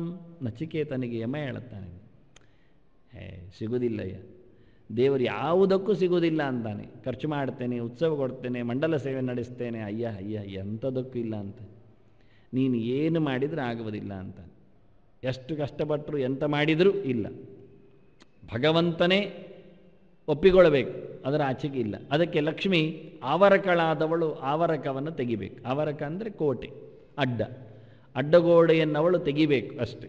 ಅದು ಅವಳೇ. ಅದನ್ನು ಅವಳ ವಿಶೇಷ ಅನುಗ್ರಹಕ್ಕೆ ಹೀಗೆ ಪಾತ್ರನಾಗ್ತಾನೆ. ಅದರೊಟ್ಟಿಗೆ ಸೊಕ್ಕು ಅಂತಾರೆ. ಹಮ್ಮು ಬಿಮ್ಮು ಸೊಕ್ಕು ಎಲ್ಲ.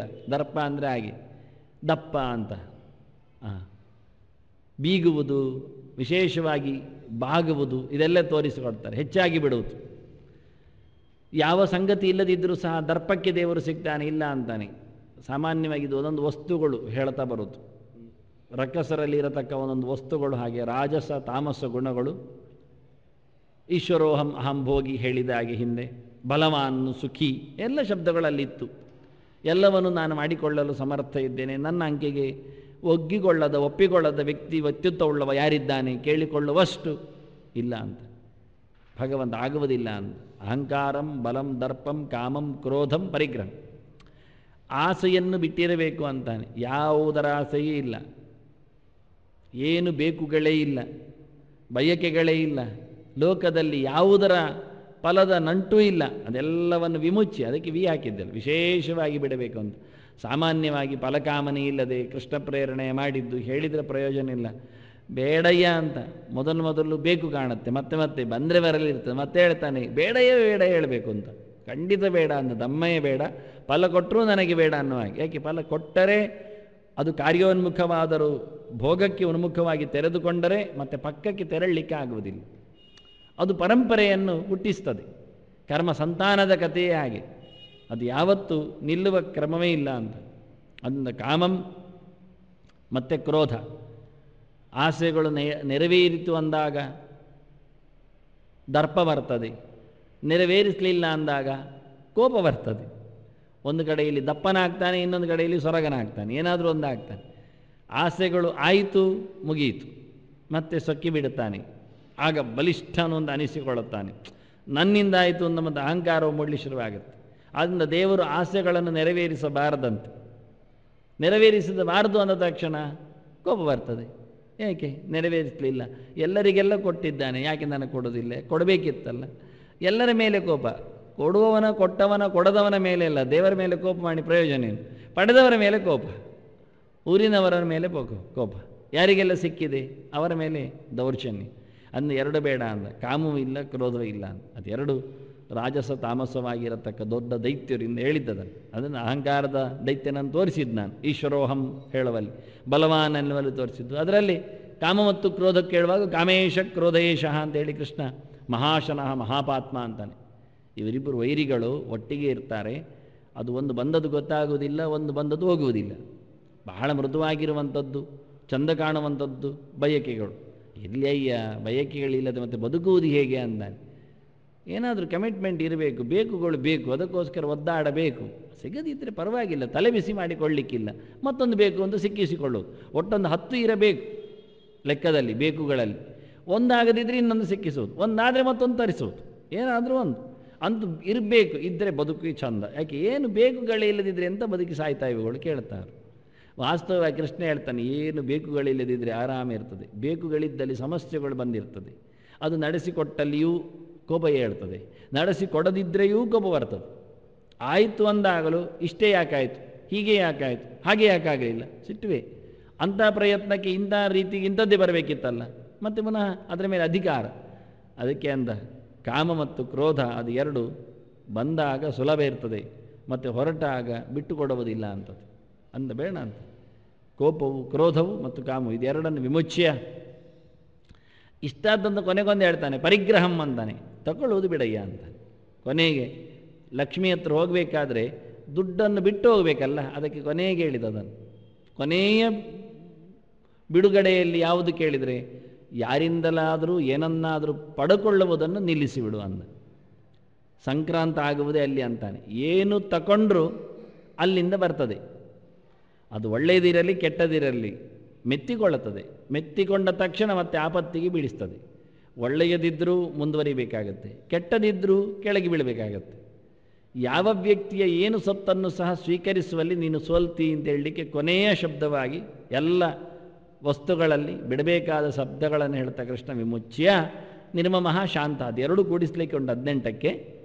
ಮಮತೆಯನ್ನು ತೊರೆದು ಪ್ರಶಾಂತನಾಗಿ ಎನ್ನುವಲ್ಲಿ ಬುದ್ಧಿ ವಿಶುದ್ಧಿಯಿಂದ ಹಿಡಿದು ಶಾಂತತೆಯವರೆಗೆ 18 ವಿಷಯಗಳಲ್ಲಿಗೆ ಪ್ರಕೃತಿಯೆಡೆಗೆ ವಾಲುತ್ತಾನೆ, ಸಿಗುತ್ತಾನೆ. ಲಕ್ಷ್ಮಿ ಅನುಗ್ರಹಕ್ಕೆ, ಅವಳ ಕೃಪಾಕಟಾಕ್ಷಕ್ಕೆ ಪಾತ್ರನಾಗ್ತಾನೆ ಅಂತ. ಪರಿತಃ ಗ್ರಹಣಂ ಅಂತ ಅರ್ಥ. ಈಗ ಶಬ್ದಾದೀನ್ ವಿಷಯಾನ್ನ ತ್ಯಕ್ತ್ವ ರಾಗದ್ವೇಷ ವಿಧಸ್ಯ ಎನ್ನುವಲ್ಲಿ ವಿಷಯಗ್ರಹಗಳನ್ನು ಹೇಳಿ ಆಯಿತು. ಬೃಹದಾರಣ್ಯಕದಲ್ಲಿ ಒಂದು ಪ್ರಶ್ನೆ ಬಂತು ರಾಜನಲ್ಲಿ, ಕತಿಗ್ರಹ ಅಂತ, ಎಷ್ಟು ಗ್ರಹಗಳು ಅಂತ. ನಾವಾಗಲೇ ಕೂಡಲೇ ಹೇಳ್ತಿದ್ದೆ 9 ಅಂತ ಬೇಕಾದ್ರೆ ನವಗ್ರಹಗಳು ಸಂಧಿಶಾಂತಿ ಯಾವತ್ತೂ ಮಾಡ್ತಾನೆ ಇರ್ತಾರೆ ದೊಡ್ಡ ಕುಂಡದಲ್ಲಿ, ನಿರಂತರವಾಗಿ ನಡೀತಾ. ಆದರೆ ನಮಗೆ ಕೂಡಲೇ ಗೊತ್ತಿದೆ ನವಗ್ರಹ ಶಾಂತಿ, ನವಗ್ರಹಗಳು ಹೇಳುತ್ತೇವೆ ಅಂತ. ಆದರೆ ಪ್ರಶ್ನೆ ಕೇಳುವಾಗ 2 ಪ್ರಶ್ನೆ ಒಟ್ಟು ಹಾಕಿಬಿಟ್ಟಿದ್ದಾರೆ ಅವರು. ಕತಿಗ್ರಹ ಕತ್ಯತಿಗ್ರಹ ಅಂತ ಹಾಕಿಬಿಟ್ಟಿದ್ದಾನೆ. ಪ್ರಶ್ನೆ ಒಟ್ಟೊಟ್ಟಿಗಿದ್ದಾದರೆ ಜೋಡಿ ಪ್ರಶ್ನೆ ಆದ್ದರಿಂದ ನಮ್ಮ ಉತ್ತರ ಮೊದಲು ಹೇಳೋ ಮುಂಚೆ ಯೋಚನೆ ಮಾಡಬೇಕು. ಗ್ರಹಗಳು ಎಷ್ಟು, ಅತಿಗ್ರಹಗಳು ಎಷ್ಟು ಅಂತ. ಇದು ಆಗೋದಿಲ್ಲ. ಗ್ರಹಗಳಾದರೆ ಹೇಳ್ಬೋದು 9, ಅಥವಾ ಭೌತ ವಿಜ್ಞಾನಿಗಳು ಹೇಳಿದ ಲೆಕ್ಕದಲ್ಲಿ 10 ಹೇಳುವುದು, 12 ಹೇಳೋ ಅವರು ಹೇಳ್ತಾ ಇರ್ತಾರೆ. ವರ್ಷಕ್ಕೊಂದು ಕುಡಿಸ್ತಾ ಇರ್ತಾರೆ, ಮತ್ತು 3 ವರ್ಷಕ್ಕೊಂದು ಕಳಿತಾನೇ ಇರ್ತಾರೆ. ಅದು ಇಲ್ಲಂತೆ, ಅದು ಬೇರೆ, ಅದು ಸುಮ್ಮನೆ ಯಾರೋ ದೀಪ ಹತ್ತಿಸಿದ್ದಂತೆ, ಅದು ಬೇರೆ ಅಂತ ಹೇಳ್ತಾರೆ. ಅವರೇ ಲೆಕ್ಕ ಬೇಡ್ತಾರೆ, ಅವಳೇ ತೆಗಿತಾರೆ. ಎಲ್ಲ ಯಾರು ಕೆಡಿಸಿಕೊಳ್ಳೋದಿಲ್ಲ. ಇಲ್ಲಿ ನವಗ್ರಹ ಶಾಂತಿ ಮಾಮೂಲಿ ಆಗ್ತಾನೆ ಇರ್ತದೆ. ಯಾರು ಬಂದ್ರೇನು ಯಾರು ಹೋದ್ರೇನು, ಯಾರಿಗಾದರೂ ನಾವಂತೂ ಕೊಡ್ತೇವೆ ಹೇಳಿಕೊಂಡು. ಪುರುಸೊತ್ತು ಯಾರಿಗಿಲ್ಲ, ಹೋಮ ಮಾಡುವವರಿಗೆ ಚೂರು ಪುರುಸೊತ್ತಿಲ್ಲ, ಇನ್ನೊಂದು ಕಡೆಗೆ ಹೋಗ್ಲಿಕ್ಕೆ ಇರ್ತದೆ, ಮುಂದೆ ಮುಳುಗಿಸಿ ಬರಲಿಕ್ಕೆ ಇರ್ತದೆ. ಯಜಮಾನನಿಗೆ ಅವನಿಗೆ ಕಾರ್ಯಾಲಯ ಇರ್ತದೆ, ಇನ್ನೆಲ್ಲಿಯೋ ಸಮಾಧಾನ ಮಾಡಲಿಕ್ಕೆ ಕೆಲಸಗಳಿರ್ತವೆ. ಅದನ್ನ ಸಂಧಿ ಯಾರಿಗೆ ಕೇಳೋದು? ಯಾರಿಗೂ ಸಂಧಿ ಇಲ್ಲ, ಶಾಂತಿ ಯಾರಿಗೆ? ಮತ್ತೆ ಪ್ರಯೋಜನ ಇಲ್ಲ. ಅದನ್ನು ಸುಮ್ಮನೆ ಮಾಡಿಸಬೇಕು ಅಂತ ಹೇಳಿದ್ದಾರೆ ಅವರೊಂದು ಜ್ಯೋತಿಷಿಗಳು ಹೇಳಲಿಕ್ಕೆ, ಇವರು ಮಾಡಿಸಲಿಕ್ಕೆ, ಅವರು ಮಾಡುವವರು, ಅದಕ್ಕೊಂದು ತಾಣ ವ್ಯವಸ್ಥಾಪರು ವಹಿಸಿಕೊಳ್ಳೋರು. ನೋಡಿ, ಇದೆಲ್ಲ ಬದುಕುವ ತಂತ್ರಗಳು. ಅಷ್ಟು ಜನ ಬದುಕಿದ್ರೆ ಇಲ್ವೋ ಮತ್ತೇನು? ಏನಾಗಲಿಲ್ಲ ಇದರಲ್ಲಿ ಗ್ರಹಗಳಿಗೆ ಗ್ರಹಚಾರ ಮತ್ತೆಂತ ಇಲ್ಲ. ಕರದಲ್ಲಿ ಹೋಗಬೇಕೋ ಬೇಡವೋ ಒಂದು ಸಮಸ್ಯೆ. ಅದು ಯಾರೋ ಕೆಟ್ಟರಸು ತಂದಿರತಕ್ಕಂಥ ಚರುವನ್ನು ಇನ್ನೇನನ್ನು ಹಾಕಲಿಕ್ಕೆ, ತೊಟ್ಟೆಯಲ್ಲಿ ಬಂದಿರಿದ ತುಪ್ಪವನ್ನು ಮೂಸಲಿಕ್ಕೆ. ಆ ದೇವತೆಗಳು ಯಾಕೆ ಬರ್ತಾವೋ? ಸಾಧ್ಯವೇ ಇಲ್ಲ. ಗ್ರಹಗಳ ಹತ್ರ ನೇರ ಕೇಳಿದರೆ ಆರಾಮ ಕೂತಿರ್ತವೆ. ಇದೇ ಗ್ರಹಚಾರ ಅಂತದೆ. ತೊಟ್ಟೆ ತುಪ್ಪವನ್ನು ಹಾಕಿ ಹೋಮ ಮಾಡಿ ಅವರ ಶಾಂತಿಯನ್ನು ಆಯಿತು ಅಂತ ತಿಳ್ಕೊಂಡು ನರಕಕ್ಕೆ ಬೀಳ್ತಾರಲ್ಲ, ಅದಕ್ಕಿಂತ ದೊಡ್ಡ ಗ್ರಹಚಾರ ಏನುಂಟು ಅಂತ ಹೇಳ್ತಾರೆ ಅವರು, ನೆಗಾಡ್ತಾ ಇರ್ತಾರೆ. ಅಂದು ಇವರು ಬೃಹದಾರಣ್ಯಕದಲ್ಲಿ ಕೇಳಿದ್ದು ಕತಿಗ್ರಹ ಕತ್ಯತಿಗ್ರಹ ಎನ್ನುವಲ್ಲಿ ಉತ್ತರ ಕೊಡುವವನು ಹೇಳ್ತಾನೆ ದಶಗ್ರಹ ಅಂತಾನೆ, ದಶ ಅತಿಗ್ರಹ ಅಂತಾನೆ. ಅವನು 10 ಹೇಳುತ್ತಾನೆ. 10 ಅತಿಗ್ರಹಗಳನ್ನು ಸೇರಿಸ್ತಾನೆ. ಅದು ಹೇಗೆ ಲೆಕ್ಕ ಮಾಡಿದ ಅಂದರೆ ಅವನು ಹೇಳುತ್ತಾನೆ, ಕಣ್ಣು ಒಂದು ಗ್ರಹ, ರೂಪ ಅದರದ್ದು ಅತಿಗ್ರಹ, ಹೊರಗಿನಿಂದ ಅದು ಹೇಳ್ಕೊಳ್ಳುತ್ತದೆ ರೂಪವನ್ನು. ರೂಪ ಎನ್ನುವುದು ಆ ಗ್ರಹಕ್ಕಿರತಕ್ಕಂಥ ಗ್ರಹಕ್ಕಿಂತಲೂ ಆಚೆ ನಿಂತ, ಗ್ರಹಕ್ಕಿಂತ ಮಿಗಿಲಾದ, ಗ್ರಹವನ್ನು ವಿಶೇಷವಾಗಿ ಹತ್ತಿರ ಇರೋ ರೂಪ. ರೂಪ ಮುಗಿಯುವುದಿಲ್ಲ, ಕಣ್ಣು ಸಣ್ಣದು, ರೂಪ ನೋಡಿ ಸಾಮ್ರಾಜ್ಯ ಅದ್ಭುತ. ಕಿವಿ ನೋಡಿ ಎಷ್ಟು ಸಣ್ಣದಿದೆ ಅಂತ, ಅದರದ್ದು ಎಷ್ಟು ಬಾಳಿಕೆ ನೋಡಿ, ಆದರೆ ಹೊರಗಿನ ಪ್ರಪಂಚ, ಶಬ್ದ ಪ್ರಪಂಚ ನೋಡಿ ಎಷ್ಟು ಅಂತ. ಹೀಗೆ ಗ್ರಹ ಮತ್ತು ಅಧಿಗ್ರಹಗಳ 10 ಇಂದ್ರಿಯಗಳು, ಅದಕ್ಕೆ ಬೇಕಾಗಿರ್ತಕ್ಕ ವಿಷಯ ಪ್ರಪಂಚಗಳನ್ನು ಅವ ಹೇಳುತ್ತೆ. ಇದೆಲ್ಲ ವೇದಾಂತ ಅಂದರೆ ಹಾಗೆ, ಉಪನಿಷತ್ತುಗಳು ಅಂದರೆ ಹಾಗೆ ಅದ್ಭುತವಾದ ವಿಜ್ಞಾನವನ್ನದು ನಮ್ಮ ಮುಂದೆ ತೋರಿಸಿಕೊಡ್ತದೆ. ಹಾಗೆ ಇಲ್ಲಿ ಪರಿಗ್ರಹಂ ಹೇಳುವಲ್ಲಿ, ಪರಿಗ್ರಹಂ ವಿಮುಚ್ಯ, ಸುತ್ತಮುತ್ತಲು ಮೆತ್ತಿಕೊಳ್ಳತಕ್ಕಂಥ ಗ್ರಹಚಾರಗಳನ್ನು, ಸ್ವೀಕೃತಿಗಳನ್ನು ನಿಲ್ಲಿಸಿ ಅಂತ. ಅದರದ್ದು ಹಿಂದೆ ಹೇಳಿದ್ದೇವೆ ನಾವು ಚೆನ್ನಾಗಿ, ಶಬ್ದಾದಿ ವಿಷಯಾನ್ನ ತ್ಯಕ್ತ್ವ ಅಂತ. ಹೌದು, ಅಲ್ಲಿ ಶಬ್ದಾದಿ ವಿಷಯಗಳನ್ನು ಹೊರಗಿನಿಂದ ಬರುವುದನ್ನು ಬಿಡಲಿಕ್ಕೆ ಹೇಳಿದ್ದು. ಇಲ್ಲಿ ಸುತ್ತ ಇರತಕ್ಕಂಥ ಗ್ರಹಗಳನ್ನೇ ಮುಚ್ಚಲಿಕ್ಕೆ ಹೇಳಿದ್ದು, ಬಿಟ್ಟುಕೊಡ್ಲಿಕ್ಕೆ ಹೇಳಿದ್ದು. ಕಣ್ಣಿಲ್ಲ, ಕಣ್ಣಿದೆ ಕಾಣುವುದಿಲ್ಲ, ಕಾಣುವ ಕಣ್ಣೇ ಇಲ್ಲ, ಕಣ್ಣಿಗೆ ಪ್ರಪಂಚ ಕಾಣುವುದೇ ಇಲ್ಲ. ಇಷ್ಟರವರೆಗೆ ಶಬ್ದಾದಿಗಳನ್ನು ಬರದಂತೆ ಮಾಡಿದರೆ ಈಗ ಇಂದ್ರಿಯಗಳನ್ನೇ ಮುಚ್ಚುವ ವ್ಯವಸ್ಥೆ. ಅದು ಒಂದು ಅರ್ಥ. ಹೌದು, ಕೊನೆಯ ಹೊತ್ತಿನಲ್ಲಿ ನೀನು ಏನನ್ನೂ ಸ್ವೀಕರಿಸಬೇಡ. ಏನನ್ನು ಅಂದರೆ ಕೈಯಿಂದ ಅಥವಾ ಯಾವುದೋ ಒಂದು ರೀತಿಯಿಂದ ಹೊರಗಿನಿಂದ ಅಲ್ಲ, ಒಳಗಿನ ಇಂದ್ರಿಯಗಳಿಗೆ ಯಾವುದು ಸಿಗಬಾರ್ದು. ಅದನ್ನು ಕೈಯಿಂದ ತಗೊಳ್ಳೋದು ಒಂದಾಯಿತು ಪರಿಗ್ರಹ, ಸಾಮಾನ್ಯವಾದ ಪರಿಗ್ರಹ ಅಂದರೆ ಹಾಗೆ. ವಾಸ್ತವವಾಗಿ ಇಲ್ಲಿ ಅರ್ಥಗಳು ಸುಮಾರಿದೆ ಅಲ್ಲ ಬಿಡಲಿಕ್ಕೆ. ಎಲ್ಲವನ್ನು ತೊರೆಯುವುದಂದಾಗ ನಿನ್ನನ್ನು ಹಿಡಿದುಕೊಂಡು ಬಂದದ್ದನ್ನೆಲ್ಲವನ್ನು ಬಿಡಲಿಕ್ಕೆ, ಕೈ ಹಿಡಿದಿರಲಿ, ಕಾಲು ಹಿಡಿದಿರಲಿ, ತಲೆ ಹಿಡಿದಿರಲಿ, ಜುಟ್ಟು ಹಿಡಿದಿರಲಿ, ಹೊಟ್ಟೆ ಹಿಡ್ಕೊಂಡಿರಲಿ, ಸೊಂಟ ಹಿಡ್ಕೊಂಡಿರಲಿ, ಯಾವುದು ಇಟ್ಕೊಂಡಿದ್ದದ್ದನ್ನು ಹಚ್ಚಿಕೊಳ್ಳಿಕ್ಕಿಲ್ಲ, ಇಟ್ಟುಕೊಳ್ಳಿಕ್ಕಿಲ್ಲ, ಎಲ್ಲವನ್ನು ತೊರೆಯುವುದು ಅಂತ ಹೇಳಿದರು.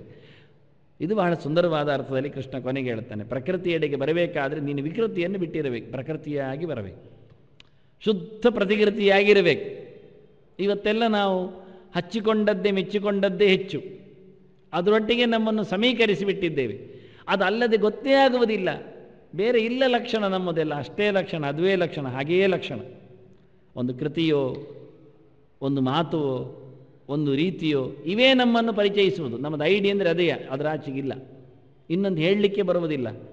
ನಮಗೇ ಗೊತ್ತಿಲ್ಲ, ಮತ್ತು ಹೇಳಲಿಕ್ಕೆ ಹೋದರೆ ನಾನು ಯಾರೋ ಹೌದಲ್ಲ, ಯಾರು ನಾನು ಗೊತ್ತಿಲ್ಲ, ನಾನು ಇದು ಅಲ್ಲದೆ ಇನ್ನೇನು ಹೇಳುವ ನನ್ನನ್ನು, ಈ ಹೆಸರಿನಿಂದಲ್ಲದೆ, ಈ ಊರಿನಿಂದಲ್ಲದೆ, ಈ ವೃತ್ತಿಯಿಂದಲ್ಲದೆ ಇನ್ನು ಯಾವ ವಿಷಯದಿಂದ ನನ್ನನ್ನು ನಾನು ಪರಿಚಯಿಸಿಕೊಳ್ಳಲಿ? ಇಲ್ಲ, ಅದನ್ನೆಲ್ಲ ಬಿಡಲಿಕ್ಕೆ ಹೇಳ್ತಾ ಇದ್ದಾನೆ ಪರಿಗ್ರಹ. ನಿನ್ನನ್ನು ಪರಿಚಯಿಸುವ, ನಿನ್ನನ್ನು ಮೆತ್ತಿಕೊಂಡ, ನೀನು ಹಚ್ಚಿಕೊಂಡಿರತಕ್ಕ ಎಲ್ಲವನ್ನು ತೊರೆ, ಶುದ್ಧವಾದ ಆತ್ಮದೆಡೆಗೆ ಸಾಗುವ ಒಂದು ಸೋಪಾನ ಇದು ಒಂದು ದೃಷ್ಟಿಯಿಂದ. ಎಲ್ಲಿ ನೀನು ಸೋರುತ್ತಿ ಕೇಳಿದರೆ ಇನ್ನೊಬ್ಬರ ಕೈಗೆ ಸಿಕ್ಕಿದಾಗ ಮಾತ್ರ. ಅದಕ್ಕೆ ಹೊರಗಿನ ಬಾಗಿಲು ಹಾಕಲಿಕ್ಕೆ ಹೇಳಿತ್ತು. ಯಾರಿಂದಲೂ ಏನನ್ನೂ ತಗೊಳ್ಳಬೇಡ, ದೇವರು ತಗೊಳ್ಳದಾಗೆ ಮಾಡಬೇಕು. ಬದುಕು ಅಂದರೆ ಹಾಗೆ ಕ್ರಮ. ಕೊಟ್ಟು ನಮ್ಮನ್ನು ಜನ ಹರಾಜು ಮಾಡ್ತಾರೆ, ಅವರು ಪರ್ಚೇಸ್ ಮಾಡ್ತಾರೆ ಹೇಳ್ಬೋದಿತ್ತು, ನಾನು ಮಾಡ್ತಿದ್ರು ಮತ್ತೇನು ಮಾಡ್ತಾರೆ ಅಂತ ಬೇಕಲ್ಲ. ಹೌದು, ಎಷ್ಟು ಜನರನ್ನು ಕೊಂಡುಕೊಳ್ಳುತ್ತಾರೆ, ಮತ್ತೆ ಕೊಂಡುಕೊಂಡು ಏನು ಮಾಡ್ತಾರೆ, ಕೊಂಡುಕೊಂಡು ಮತ್ತೆ ಏಲಂ ಮಾಡ್ತಾರೆ, ಹೊರಗೆ ಹಾಕ್ತಾರೆ, ಯಾರಿಗೆ ಎಷ್ಟಕ್ಕೆ ಬೇಕು ದುಡ್ಡಲ್ಲಿ ಮಾಡ್ತಾರೆ. ಎಲ್ಲ ಇಷ್ಟೇ, ಇಡೀ ಜಗತ್ತೇ ಹಾಗೆ. ಒಂದು ಆಟದ ಮೈದಾನದಲ್ಲಿ ಒಂದು 10 ಜನರನ್ನು ಪಡೆದು ಸಂಸ್ಥೆಗಳು ಗಲಾಟೆ ಮಾಡಿಕೊಂಡು ನಮ್ಗೆ ಗೊತ್ತಾಗುತ್ತೆ. ಅದರಲ್ಲಿ ಒಳಗಿಂದ ಮತ್ತೆ ಆಚೆ ಈಚೆ ಹೋಗ್ತದೆ, ಯಾರು ಸೋಲುವುದು ಯಾರು ಗೆಲ್ಲುವುದು ಮೊದಲೇ ತೀರ್ಮಾನ ಆಗಿರ್ತದೆ. ಆದರೂ ಆಟ ನೋಡುವವರಿಗೆ ಗಮ್ಮತ್ತಾಗ್ತದೆ. ಎಷ್ಟು ಆಡಿಸ್ತಾರೆ, ಆಡಿಸುವವರೇ ಇಷ್ಟು ಆಡಿಸುವುದಿದ್ರೆ ದೇವರೆಷ್ಟು ಆಡಿಸುವುದಿಲ್ಲ. ಇವರು ಕೇವಲ ದುಡ್ಡಿಗೋಸ್ಕರ ಆಡಿದರೆ, ಹೆಸರಿಗೋಸ್ಕರ ಆಡಿದರೆ, ದೇವರು ಇಡೀ ವಿಶ್ವವನ್ನು ನಡೆಸಿಕೊಡ್ಬೇಕಲ್ಲ, ಹೇಗಿಲ್ಲ. ಅದನ್ನೇ ಹೇಳಿದ್ದು ಬ್ರಹ್ಮದೇವರು, ಬಾಲಕ್ರೀಡನಕೈ ನೀವ ಅಂತ. ನಮ್ಮನ್ನು, ರುದ್ರದೇವರನ್ನು, ಇವರನ್ನೆಲ್ಲ ಇಟ್ಟುಕೊಂಡು ದೇವರು ಇಡೀ ಜಗತ್ತಲ್ಲೇ ಆಡ್ತಾ ಇದ್ದಾನೆ, ಮಗು ಆಟಿಕೆಯೊಟ್ಟಿಗೆ ಆಡುವಂತೆ ಅಂತ. ಇದು ಭಗವಂತನ ವ್ಯವಸ್ಥೆ. ಅಂದ ಪರಿಗ್ರಹ ಅಂದ ಯಾರಿಗೂ ನೀನು ಸಿಗಬೇಡ. ಆದ್ದರಿಂದ ಯಾರ ಸೊತ್ತು ನಿನ್ನೊಳಗಿರಬಾರದು. ಊಟವೋ, ನೀರೋ, ಅಥವಾ ನೆಲವೋ, ಇನ್ನೇನೇ ಇರಲಿ, ಯಾವುದು ನಿನಗೆ ಇನ್ನೊಬ್ಬರಿಂದ ಸೊತ್ತಾಗಿಲ್ಲದೇ ಇದ್ದಾಗ, ನೀನು ಕೇವಲ ನೀನಾದಾಗ ಮಾತ್ರ ನಿರ್ಮಮನಾಗಲಿಕ್ಕೆ ಸಾಧ್ಯ. ವಿಮುಚ್ಯ ಪರಿಗ್ರಹ ವಿಮುಚ್ಯ ನಿರ್ಮಮಃ. ನನ್ನದು ಎನ್ನುವ, ಯಾಕೆ ನಿನಗೆ ಯಾವುದಿಲ್ಲ ಆದರೆ ನನ್ನದು ಎನ್ನುವುದು ಇಲ್ಲ. ಈಗ ಆದ್ದರಿಂದ ನನ್ನವರು, ನನ್ನದು, ನನಗೆ ಸಂಬಂಧಪಟ್ಟದ್ದು ಇಲ್ಲ, ಯಾವುದಿಲ್ಲ, ನಿರ್ಮಮಃ ಅಂತ. ಭಗವಂತನಿಗೆ ಮಾತ್ರ ನಾನು ಸಂಬಂಧಿಸಿದ್ದೇನೆ, ನನಗೆ ಭಗವಂತ ಮಾತ್ರ ಸಂಬಂಧಿಸಿದ್ದಾನೆ ಎನ್ನುವ ಎಚ್ಚರ. ಅದಕ್ಕೋಸ್ಕರ ಶಾಂತ ಅಂದದ್ದು. ಶಾ ಅಂದರೆ ಸುಖ. ಅಂತಹ ಒಂದು ವಿಚಿತ್ರವಾದಂತಹ ಆಧ್ಯಾತ್ಮಿಕವಾದ ಆಂತರವಾದ ಸುಖಕ್ಕೆ ಪಾತ್ರನಾಗಬೇಕು. ಸುಖ ಅಂದರೆ ಅದು ಸುಖಮಯನಾದ ಭಗವಂತನೆಡೆಗೆ ಸಾಗಿರಬೇಕು. ಆನಂದೋ ಬ್ರಹ್ಮೇ ದಿವ್ಯಜಾನಾತ್ ಅಂತಾರೆ. ಭಗವಂತನನ್ನು ಆನಂದ ಅಂತ ಉಪಾಸನೆ ಮಾಡಲಿಕ್ಕೆ, ಆನಂದಾಧ್ಯವ ಅಥವಾ ಆನಂದಾದಯ ಪ್ರಧಾನಸ್ಯ ಅಂತ. ಮುಖ್ಯವಾಗಿ ಆನಂದೋಪಾಸನೆ ಮುಖ್ಯ. ಸಚ್ಚಿದಾನಂದಾತ್ಮೇತಿ ಮಾನುಷೈಸ್ತು.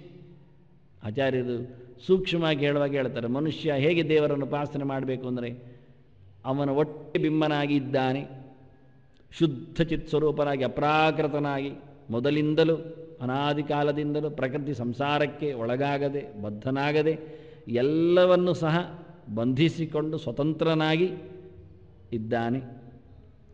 ಅವನನ್ನು ಮತ್ತೆಲ್ಲರ ಸ್ವಾಮಿಯಾಗಿ ಆನಂದಮಯನಾಗಿ ಇನಿತು ದುಃಖ ಇಲ್ಲದೆ ಎಲ್ಲರ ದುಃಖವನ್ನು ಪರಿಮಾರ್ಜನೆ ಮಾಡಿ ಎಲ್ಲರಿಗೂ ಆನಂದ ಕೊಡುವ ಯೋಗ್ಯತೆಯಂತೆ ಅವರವರಿಗೆ ಅವರವರ ತಾಣವನ್ನು ಸಿಕ್ಕಿಸುವ ವ್ಯಕ್ತಿ ಅಂತ ಇಷ್ಟುಪಾಸನೆಯಲ್ಲಿ ಇರಲೇಬೇಕು ಅಂತ. ಇದು ಶುದ್ಧವಾದ ಮನುಷ್ಯರಲ್ಲಿನ ಉಪಾಸನೆಯ ತತ್ವಗಳು. ಅದು ಎಲ್ಲದರಲ್ಲಿಯೂ ಆನಂದನಾಗಿ ಭಗವಂತ ಇರುವುದು, ನನ್ನನ್ನು ಆನಂದನಾಗಿ ಇರಗೊಡುವುದು. ಆನಂದ ಧರ್ಮ ಎನ್ನುವುದು ಜಡದಲ್ಲಿ ಇಲ್ಲ. ಅದು ಚಿತ್ತಿಗೆ ಮಾತ್ರ, ಜೀವಕ್ಕೆ ಮಾತ್ರ, ಚೈತನ್ಯಕ್ಕೆ ಮಾತ್ರ ಸಂಬಂಧಪಟ್ಟದ್ದು. ಸುಖ ದುಃಖಗಳ ಅನುಭವ ಅದು ಕೇವಲ ಜೀವನಿಗೆ. ಪರಮಾತ್ಮ ಆನಂದವನ್ನು ನೀಡುವವನಿಗೆ ಯೋ ವೈ ಭೂಮಾ ತತ್ಸುಖಂ ಅಂತ. ನೀಡುವವನಿಗೆ ಇಲ್ಲ ಹೇಳಲಿಕ್ಕುಂಟ, ಸಾಧ್ಯವೇ ಇಲ್ಲ. ಆದ್ದರಿಂದ ಅನಂತ ಸುಖ ಸಾಮ್ರಾಜ್ಯದೊಡೆಯನಾಗಿ ನಿಂತ ಭಗವಂತ ಅವನು ಅನುಭವಿಸಿಕೊಂಡ ಆನಂದದ ಒಂದು ತುಂಡು ಬಿಂದು ತುಣುಕು ಅವನ ಪ್ರತಿಬಿಂಬ ನಿರಂತರವಾಗಿರುವ ಜೀವನಿಗೆ ಅದರ ಅನುಭವಕ್ಕೆ ಬರ್ತದೆ, ಬರಬೇಕು. ಇಲ್ಲಾದ್ರೇನು? ಬಿಂಬ ಪ್ರತಿಬಿಂಬ ಭಾವ ಅಂದ್ರೇ ಹಾಗೆ. ಅವನಿಗೆ ಬಾರದ್ದು ಇವನಿಗೆ ಬರಲಿಕ್ಕೆ ಸಾಧ್ಯವೇ ಇಲ್ಲ. ಹೊಸತ್ತು ಅಂತ ಇಲ್ಲ. ಇಷ್ಟು ಸ್ಪಷ್ಟವಾಗಿ ವ್ಯವಸ್ಥಿತವಾಗಿ ಹೇಳಲಿಕ್ಕೋಸ್ಕರ ಶಾಂತ ಅಂದದ್ದು. ಅಂಥವನಾಗಿ ಬರಬೇಕು, ಆಗಲಿಲ್ಲ ಆಗಬೇಕು. ಅಂಥವನು ಬ್ರಹ್ಮ ಭೂಯಾಯ ಕಲ್ಪತು. ಅಂಥವನು ಪ್ರಕೃತಿಯೆಡೆಗೆ ಸಾಗಲು ಸರಿಯಾಗ್ತಾನೆ. ಪ್ರಕೃತಿಯನ್ನು ಪಡೆಯಲು, ಪ್ರಕೃತಿ ಅನುಗ್ರಹಕ್ಕೆ ಪಾತ್ರನಾಗಲು, ಪರಿಪೂರ್ಣನಾಗಲು, ದೇವರೆಡೆಗೆ ತೆರಳಲು ಎಲ್ಲಕ್ಕೂ ಸರಿಯೇ. ಬ್ರಹ್ಮ ಅಂದರೆ ಪೂರ್ಣ ಅಂತ ಇಟ್ಕೊಳ್ಳಿ, ಅದಕ್ಕೂ ಸರಿಯಾಗ್ತಾನೆ. ಬ್ರಹ್ಮ ಅಂದರೆ ಮಮ ಯೋನಿರ್ಮಹತ್ ಬ್ರಹ್ಮ ತಸ್ಮಿನ್ ಗರ್ಭಂ ದದಾಮ್ಯಹಂ ಸಂಭವ ಸರ್ವಭೂತಾನಾಂ ಅಂತ ಹೇಳಿದ್ದ ಕೃಷ್ಣ. ನನ್ನ ಮಡದಿ ಅವಳು ಮಹತ್ ಬ್ರಹ್ಮಳಿದ್ದಾಳೆ, ಅವಳಲ್ಲಿ ನಾನು ಇಡೀ ಜಗತ್ತನ್ನು ಬೀಜವಾಗಿಡುತ್ತೇನೆ ಅಂತ. ಹಾಗಾಗಿ ಅವಳು ಹೌದು ಬ್ರಹ್ಮಭೂಯಾಯ ಅಂದರೆ ಲಕ್ಷ್ಮಿಯನ್ನು ಪಡೆಯುವಲ್ಲಿ ಸಮರ್ಥನಾಗ್ತಾನೆ. ಅವಳನ್ನು ಪಡೆಯುವುದು ಅಂದರೆ ಅವಳ ಅನುಗ್ರಹಕ್ಕೆ ಪಾತ್ರನಾಗುವುದು. ಪ್ರಕೃತಿ ಅನುಗ್ರಹ ಕೇಳಿದರೆ ಅವಳು ಇವನನ್ನು ಬಂಧನದಿಂದ ಬಿಡುಗಡೆಗೊಳಿಸಲಿಕ್ಕೆ ತಯಾರಾಗುವುದು. ಬಂಧನ ಅಂದರೆ ಸಂಸಾರ, ಹಿಂದೆ ಹೇಳಿದರು ಸಂಸಾರ ಬಂಧನಂ ಅಂತ ಹೇಳಿ. ಸಂಸಾರದ ಬಿಡುಗಡೆಯ ಕ್ರಮ ಏನು ಅಂತ ತೋರಿಸಿಕೊಟ್ಟು ಬಹಳ ಸುಂದರವಾಗಿ. ಯಾಕೆಂದರೆ ಪಂಜರದಲ್ಲಿ ಹಕ್ಕಿ ಇದ್ದರೆ ಹಕ್ಕಿ ಹಾರ್ತಾನೇ ಇದೆಯಾ? ಅದಕ್ಕೆ ಧಕ್ಕೆ ಬರಲಿಲ್ಲ? ಇಲ್ಲಪ್ಪ, ಹಾರ್ತಾನೇ ಇದೆ. ಎಲ್ಲಿಗೆ ಹಾರ್ತಾ ಇದೆ? ಪಂಜರದೊಳಗೆ ಹಾರ್ತಾ ಇದೆ. ಪ್ರಯೋಜನ ಏನಾಯಿತು? ಏನಾಗಲಿಲ್ಲ. ಹೊರಗೆ ಹೋಗ್ಲಿಕ್ಕೆ ಆಗ್ತಾ ಇಲ್ಲ, ಪಂಜರದಲ್ಲಿ ಸುತ್ತುತ್ತಾ ಇದೆ. ಹಾಗೆ ಇಡೀ ವಿಶ್ವದಲ್ಲಿ ಜೀವನ ಯಾತ್ರೆ ನಡೀತಾ ಇದೆ. ವಿಶ್ವವೇ ಒಂದು ಗೋಳ, ಒಂದು ಪಂಜರ, ಬಹುದೊಡ್ಡದಾದದ್ದು. ಅದರೊಳಗೆ ಎಲ್ಲ ವಸ್ತುಗಳು ಇವೆ. ಇವನು ತಾನು ಬಂದಿ ಎನ್ನುವುದೇ ಗೊತ್ತಿಲ್ಲ ಇವನಿಗೆ ಆ ಲೆಕ್ಕದಲ್ಲಿ. ಯಾಕೆ? ಎಲ್ಲಿ ಹೋಗ್ಲಿಕ್ಕೆ ಇಲ್ಲ ಹೇಳಿದ್ದು? ಯಾರು ಹೇಳಿದ್ದು? ಆಗ್ತದಲ್ಲ, ಹೋಗ್ತೇವಲ್ಲ. ಹಕ್ಕಿಗೂ ಅದೇ ಗೊತ್ತೇ ಇಲ್ಲ, ತಿರುಗ್ತಾನೇ ಇದೆ. ಅದಕ್ಕೆ ತಾನು ಪಂಜರದೊಳಗೆ ತಿರುಗ್ತಾ ಇದ್ದೇನೆ ಗೊತ್ತಿಲ್ಲ. ಅದರೊಳಗೆ ಹಣ್ಣು ಹಂಪಲು ಎಲ್ಲ ಇಟ್ಟಿದ್ದಾರೆ, ಅದರೊಳಗೆ ಮರ ಮಟ್ಟು ಎಲ್ಲ ಇದೆ, ಅದರಲ್ಲೇ ಗೂಡು ಎಲ್ಲ ಮಾಡಿಕೊಂಡಿದೆ, ಅದರಲ್ಲೇ ಮರಿ ಆಗ್ತಾ ಇದೆ. ಅದಕ್ಕೆ ದೊಡ್ಡ ಮುಚ್ಚಳ ಹಾಕಿದ್ದಾರೆ ಗೊತ್ತಿಲ್ಲ, ಇಡೀ ಕಾಡಿಗೆ ಮುಚ್ಚಳ ಹಾಕಿದ್ದಾರೆ. ಅದು ಯಾವ ಕಾಲಕ್ಕೂ ಈ ಕಾಡಿನಿಂದ ಆ ಕಾಡಿಗೆ ಆರುವಷ್ಟು ಚೈತನ್ಯ ಉಳ್ಳದ್ದಲ್ಲ, ಅದು ಗೊತ್ತೇ ಇಲ್ಲ. ಅದರಿಂದ ತಾನು ಅಸ್ವತಂತ್ರ ಎನ್ನುವುದು ಗೊತ್ತಿಲ್ಲ. ಯಾಕೆ ಅಂದರೆ ಅಷ್ಟು ದೊಡ್ಡ ಗೋಳವೇ ಹಾಕಿದ್ದು ಗೊತ್ತಿಲ್ಲ ಅದಕ್ಕೆ. ಅದರ ಆಚೆಗೊಂದು ಪ್ರಪಂಚ ಉಂಟು ಎನ್ನುವ ಎಚ್ಚರವೇ ಇಲ್ಲ. ಅದು ಹಾರಿ ಹೋದರೂ ಹೊರಗೆ ಎಲ್ಲಿ ಹೋಗುವುದಂತ ಗೊತ್ತಿಲ್ಲ. ಹೊರಗೇನೇನು ಗೊತ್ತಿಲ್ಲ. ತನ್ನನ್ನು ಗಟ್ಟಿಯಾಗಿದೆ ಅಂತಲೇ ಗೊತ್ತಿಲ್ಲ ಅದಕ್ಕೆ. ಏನು ಮಾಡು? ಹೀಗೆ ಪ್ರತಿಯೊಬ್ಬ ಜೀವನು ಇದಲ್ಲದರ ಇನ್ನೊಂದು ಪಂಜರದೊಳಗೆ ಹೋಗ್ತಾ ಸಾಕ್ತಾ ಯಾವ ಕಾಲದಲ್ಲಿ ವಿಶ್ವ ಪಂಜರವನ್ನು ಕಾಣಲಿಲ್ಲ. ಅವನು ಇದರಾಚೆ ಹೋಗಲಿಕ್ಕೆ ಬರ್ತದೆ ಅಂತಲೇ ಅವನಿಗೆ ಗೊತ್ತಿಲ್ಲ. ಹಾಗೊಂದು ಉಂಟೇನು ಇದೆ ಅಂತ ತಿಳ್ಕೊಂಡಿದ್ದಾನೆ, ಇಷ್ಟೇ ಅಂತ. ಅದು ಸಾಧ್ಯ ಎನ್ನುವುದನ್ನು ಹೇಳಲಿಕ್ಕೋಸ್ಕರ ಶಾಂತಃ ಬ್ರಹ್ಮಭೂಯಾಯ, ಬ್ರಹ್ಮ ಅಂದರೆ ಪೂರ್ಣವನ್ನು ಹೇಳಿ. ಅಂತಹ ಪರಿಪೂರ್ಣವಾದ ವ್ಯಕ್ತಿತ್ವವನ್ನು ಪಡಿಬೇಕಾದರೆ ಆ ಬಂಧನದ ಅರಸಿಯಾದ ಇಡೀ ಪ್ರಕೃತಿಗೆ ಅಭಿಮಾನಿಯಾಗಿ ನಿಂತ ಮಹಾಲಕ್ಷ್ಮಿಯ ಅನುಗ್ರಹವನ್ನು ಪಡಿಬೇಕವನು. ಅದನ್ನು ಲಕ್ಷ್ಮಿಯನ್ನು ಮಾತಾಡಿಸುವುದಿಲ್ಲ ಎನ್ನುವುದಿಲ್ಲ. ಲಕ್ಷ್ಮಿಯನ್ನೇ ಮಾತಾಡಿಸ್ತೇನೆ, ಅದು ಇಲ್ಲ. ಅದನ್ನು ಕೊನೆಯ ಹಂತದಲ್ಲಿ ಆಗುವಾಗ ಅವನ ಸಾಧನೆಗಳೇ ಲಕ್ಷ್ಮಿಯೆಡೆ ಸಾಗಲು ಸರಿಯಾಗ್ತದೆ. ಸಾಧನೆ ಅಲ್ಲಿಗಲ್ಲ. ಲಕ್ಷ್ಮಿಯನ್ನು ಪಡೆಯಲಿಕ್ಕೋಸ್ಕರ ಹೊರಟಿದ್ರೆ ಅವನು ದುಡ್ಡಿನ ಕಥೆಯಲ್ಲಿ ಕೂತಿರ್ತಿದ್ದ. ಅವಳು ಬೇಗನೆ ಒಳಿತಿದ್ಲು. ಇವನನ್ನು ಬೇಗನೆ ಶ್ರೀಮಂತನನ್ನಾಗಿಸಿಕೊಂಡು ತಡವಾಗಿ ದೇವರ ಹತ್ರ ಹೋಗಲಿಕ್ಕೆ ವ್ಯವಸ್ಥೆ ಮಾಡ್ತಿದ್ದ. ಹೋಗಬೇಕು ಅಂತ ನಿಯಮ ಇಲ್ಲ, ಇದೇ ಸಾಕು ಅಂತ ಕೂತ್ಕರೆ. ಅದಕ್ಕೆ ಪರಿಗ್ರಹಂ ಅನ್ನೋದು ವಿಮುಚ್ಯ ಅಂತ. ಎಲ್ಲವನ್ನು ತೊರೆದಾಗ ಭೌತವಾದ ಲಕ್ಷ್ಮಿಗೆ ಅಭಿಮನ್ಯಮಾನವಾಗಿರ್ತಕ್ಕ ವಸ್ತುಗಳೆಲ್ಲದರ ಮೋಹವನ್ನು, ಆಸೆಯನ್ನು, ರಾಜ್ಯಲಕ್ಷ್ಮಿ, ಕೋಶಲಕ್ಷ್ಮಿ, ಧನಲಕ್ಷ್ಮಿ, ಏನು ಬೇಕಾದರೂ ಲಕ್ಷ್ಮಿಯನ್ನು ಹೇಳಿ 108 ಲಕ್ಷ್ಮಿಯನ್ನು ನೋಡಿಕೊಳ್ಳಿ. ಎಲ್ಲವನ್ನು ಪರಿಗ್ರಹಂ ವಿಮುಚ್ಯ ಅಂತ. ಯಾವ ರೀತಿಯಲ್ಲಿ ಪರಿಪರಿಯಾಗಿ ಅವಳ ಇಂಬನ್ನು ಪಡೆಯದೆ ಎಲ್ಲವನ್ನು ತೊರೆದು ನಿಂತವನಿಗೆ ಲಕ್ಷ್ಮಿ ಅನುಗ್ರಹಕ್ಕೆ ಪ್ರಕೃತಿ ಅವಳು ಸಂತೋಷಪಡಿಸ್ತಾಳೆ. ಆಗ ತನ್ನ ಪರದೆಗೆ ಅಭಿಮಾನಿ ಅವಳೇ. 2 ಪರದೆಗಳು ಅಡ್ಡದಲ್ಲಿರುವುದು, ಒಂದು ಭಗವಂತನ ಹತ್ತಿರದಲ್ಲಿದೆ, ಇನ್ನೊಂದು ಜೀವನಿಗೆ ಮುಚ್ಚಳವಾಗಿದೆ. ಜೀವನ ಮುಚ್ಚಳವನ್ನು ಹುಡಿ ಮಾಡುವುದೇ. ನಾನು ಮೊನ್ನೆ ಹೇಳಿದೆ, ಪಂಜರವನ್ನು ಹುಡಿ ಮಾಡುವುದೇ. ಪಂಜರವನ್ನು ಮತ್ತೆ ತೆಗೆದಿಡಲಿಕ್ಕಿಲ್ಲ. ಒಂದೊಂದು ಜೀವನಿಗೂ ಒಂದೊಂದು ಪಂಜರ, ಅದನ್ನು ಹುಡಿಯೇ ಮಾಡು, ತುಂಡರಿಸು. ಪಂಜರವನ್ನು ತುಂಡರಿಸಿದ ತಕ್ಷಣ ಎಲ್ಲೆಂದರಲ್ಲಿ ಹಾರಲಿಕ್ಕೆ ಬರುತ್ತೆ ಹಕ್ಕಿಗೆ. ಆದರೆ ಹೊರಗೆ ಹೋಗಲಿಕ್ಕೆ, ದೇವರೆಡೆಗೆ ಸಾಗಲಿಕ್ಕೆ ಗೊತ್ತಿರೋದಿಲ್ಲ, ಗುರಿ ಗೊತ್ತಿಲ್ಲ. ಅಂತನ ಹತ್ತಿರದ ಪರದೆಯನ್ನು ಆಚೆ ಸರಿಸುವಳು.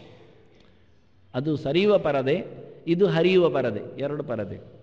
ಹರಿಯುವ ಪರದೆ ತಾಮಸವಾದದ್ದು, ಸರಿಯುವ ಪರದೆ ರಾಜಸವಾದದ್ದು. ಈ ರೀತಿಯಾಗಿ ಬ್ರಹ್ಮಭೂಯಾಯ ಹೇಳಿದ್ದು ಪ್ರಕೃತಿಯ ಹತ್ತಿರದ ಅನುಗ್ರಹಕ್ಕೆ ಪಾತ್ರನಾಗಿ ಪರದೆಯ ಸರಿಸುವಿಕೆಯಲ್ಲಿ, ಹರಿಯುವಿಕೆಯಲ್ಲಿ ಯೋಗ್ಯನಾಗ್ತಾನೆ. ಆದರೆ ಇನ್ನು ಮುಂದಕ್ಕಿದೆ ಬ್ರಹ್ಮಭೂತಃ ಪ್ರಸಿದ್ಧ. ಯೋಗ್ಯತೆಯಲ್ಲಿ ಬಂದದ್ದಷ್ಟೇ, ಯೋಗ್ಯತೆ ಬರುತ್ತೆ ಅಂತಷ್ಟೇ ಹೊರತು ಯೋಗ್ಯತೆಗೆ ಅಭಿವ್ಯಕ್ತಿಯ ವ್ಯವಸ್ಥೆ ಆಗತ್ತೆ. ಪ್ರತಿಯೊಬ್ಬನಲ್ಲಿ ಅವನದ್ದೇ ಆಗಿರತಕ್ಕ ಪರಿಪೂರ್ಣವಾದ ಒಂದು ಯೋಗ್ಯತೆ ಇದೆ. ಅದಕ್ಕೆ ಬೇಕಾಗಿರತಕ್ಕಂಥ ಬೆಂಬಲಗಳು ಬೇಕು, ಪ್ರಯತ್ನಗಳು ಬೇಕು. ಆ ಪ್ರಯತ್ನವನ್ನು ಇಷ್ಟು ಹೇಳಿತ್ತು. 18 ಮುಖದಿಂದ ಪ್ರಯತ್ನವನ್ನು ಕೃಷ್ಣ ಸಮಾಸವಾಗಿ ಹೇಳ್ತೇನೆ ಅಂತ. ಇನ್ನು ಸುಮಾರು ಸೇರಿಸಲಿಕ್ಕೆ ಬರುತ್ತೆ, ಇಲ್ಲ ಅಲ್ಲ. ಇದರ ಅರ್ಥದ ಛಾಯೆಯಲ್ಲಿ ಎಷ್ಟೋ ಸೇರಿಸಬಹುದು. ಇಲ್ಲಿ ಸುಮಾರು ಯೋಗ ನಿತ್ಯಂ ಧ್ಯಾನ ಬರಹ ಅಂತೇಳಿ, ಧ್ಯಾನ ಯೋಗ ಬರಹ ನಿತ್ಯಂ ಅಂತ ಹೇಳಿ ಯೋಗವನ್ನು ದೊಡ್ಡದು ಮಾಡಿ ಹೇಳಿದ್ದಾನೆ. ಧ್ಯಾನಕ್ಕೆ ಬೇಕಾದ ಯೋಗಗಳು ಅಂದಾಗ ಯಮನಿಯಮಗಳು, ಆಸನ ಪ್ರತ್ಯಾಹಾರಗಳು, ಪ್ರಾಣಾಯಾಮಗಳು ಎಲ್ಲವನ್ನು ಇಟ್ಕೊಳ್ಳಿಕ್ಕೆ ಬರುತ್ತೆ, ಇಲ್ಲ ಅಲ್ಲ. ಧೃತ್ಯ ಆತ್ಮಾನಂ ನಿಯಮ್ಯ ಚ ಅನ್ನುವಲ್ಲಿ ನಿಯಮನ ಹೇಳುವ ಮೂಲಕ ಪ್ರಾಣಾಯಾಮವನ್ನು ಹೇಳಿದ. ದೇಹದ ನಿಯಂತ್ರಣ ಅಂದರೆ ವಾಯುವಿನ ನಿಯಂತ್ರಣ, ಪ್ರಾಣಾಯಾಮ. ಯಾವ ಮಜಲುಗಳು ಅರ್ಥ ಮಾಡಬಹುದು. ರಾಗದ್ವೇಷ, ಕಾಮಕ್ರೋಧ ಎಲ್ಲ ಬಂದಾಗ ಅಸ್ಥೇಯಗಳಿದ್ದಾಗೆ ಬ್ರಹ್ಮಚರ್ಯ, ಕಾಮದ ನಿಗ್ರಹ ಅಂದರೆ ಬ್ರಹ್ಮಚರ್ಯ ಅಂತ ಅರ್ಥ ಆಗ್ಬೋದು. ಅಲ್ಲ, ಯಾರು ಹೇಳಲಿಲ್ಲ, ಆಗುವುದಿಲ್ಲ ಅಲ್ಲ. ಅದನ್ನು ಇತರ ಯಮನಿಯಮಗಳ ಅನೇಕ ಮುಖಗಳನ್ನು ಸಿಕ್ಕಿಸುವುದು ಸರಿಯೇ. ಆದರೆ ನೇರ ಕೃಷ್ಣ ಹೇಳುವಾಗ ನಾನು ಸಮಾಸ ಮಾಡಿ ಹೇಳಿದ್ರಿಂದ ವಿಸ್ತಾರದ ಬಗ್ಗೆ ಅಲ್ಲ. ಎಲ್ಲ ವಿಸ್ತಾರಗಳು ಮಾಡಿಕೊಂಡ್ರೆ ಎಲ್ಲ ಶಾಸ್ತ್ರಗಳು ಬರಬೇಕಾಗತ್ತೆ. ಅವು ಎಲ್ಲದರ ಮತವನ್ನು ಯಥಾರ್ಥವಾಗಿ ಶುರುವಿನಿಂದ ಪಾಠ ಆಗಬೇಕಾಗತ್ತೆ. ಅದಕ್ಕೆ ಕೃಷ್ಣ ಬೇಡ ಅಂದ. ಕೊನೆಯ ಹಂತದಲ್ಲಿ 18 ಮೆಟ್ಟಲುಗಳ, 18 ಸಾಧನೆಗಳ, 18 ಅಂಶಗಳ ವಿಷಯವನ್ನು ತಿಳಿಸಿಕೊಡ್ತೇನೆ ಹೇಳಿ ಈ ರೀತಿಯಾಗಿ ಪ್ರಶಾಂತನಾಗಿ ಪರಿಪೂರ್ಣವಾದ ಸುಖಕ್ಕೆ ಬದ್ಧನಾಗಿ ಸುಖವನ್ನು ಮಾತ್ರ ಇಟ್ಟುಕೊಂಡು ಬಾಹ್ಯವಾದ ಭೌತವಾದ ಸುಖಕ್ಕೆ, ಇನ್ನಿತರ ವಸ್ತುಜನ್ಯವಾದ ಸುಖಕ್ಕೆ ಆತುಕೊಳ್ಳದೆ ಜೈವಿಕವಾದ ಅವನದ್ದೇ ಆಗಿರತಕ್ಕ ಸ್ವರೂಪಭೂತವಾದ ಸುಖದ ಅರಳುವಿಕೆಗೆ ಪಾತ್ರನಾಗ್ತಾ ಅವನು ನಿಂತರೆ ಮಾತ್ರ ಆಗುತ್ತೆ ಅಂತ ಹೇಳಿಕೊಂಡು ಪ್ರಕೃತಿಯೆಡೆಗೆ ಪಯಣ, ಪ್ರಕೃತಿಯ ಪರಿಪೂರ್ಣ ಅನುಗ್ರಹಕ್ಕೆ ಪಾತ್ರನಾಗುವ ವಿಶೇಷ ಒಂದು ಚಿಂತನೆಯನ್ನು ನಡುವೆ ಕೊಟ್ಟು ಇನ್ನು ಮುಂದಕ್ಕೆ ಭಗವಂತನೆಡೆಗೆ ಸಾಗಿದವ ಹೇಗೆ ಗುರಿಯನ್ನು ತಲುಪ್ತಾನೆ, ಹೇಗೆ ಅವನ ಪಾತ್ರ ಇದೆ ಅಂತ ಹೇಳಿ ಕೃಷ್ಣ ತಿಳಿಸಿಕೊಡ್ತಾನೆ. ಶ್ರೀಕೃಷ್ಣ ಅರ್ಪಣ.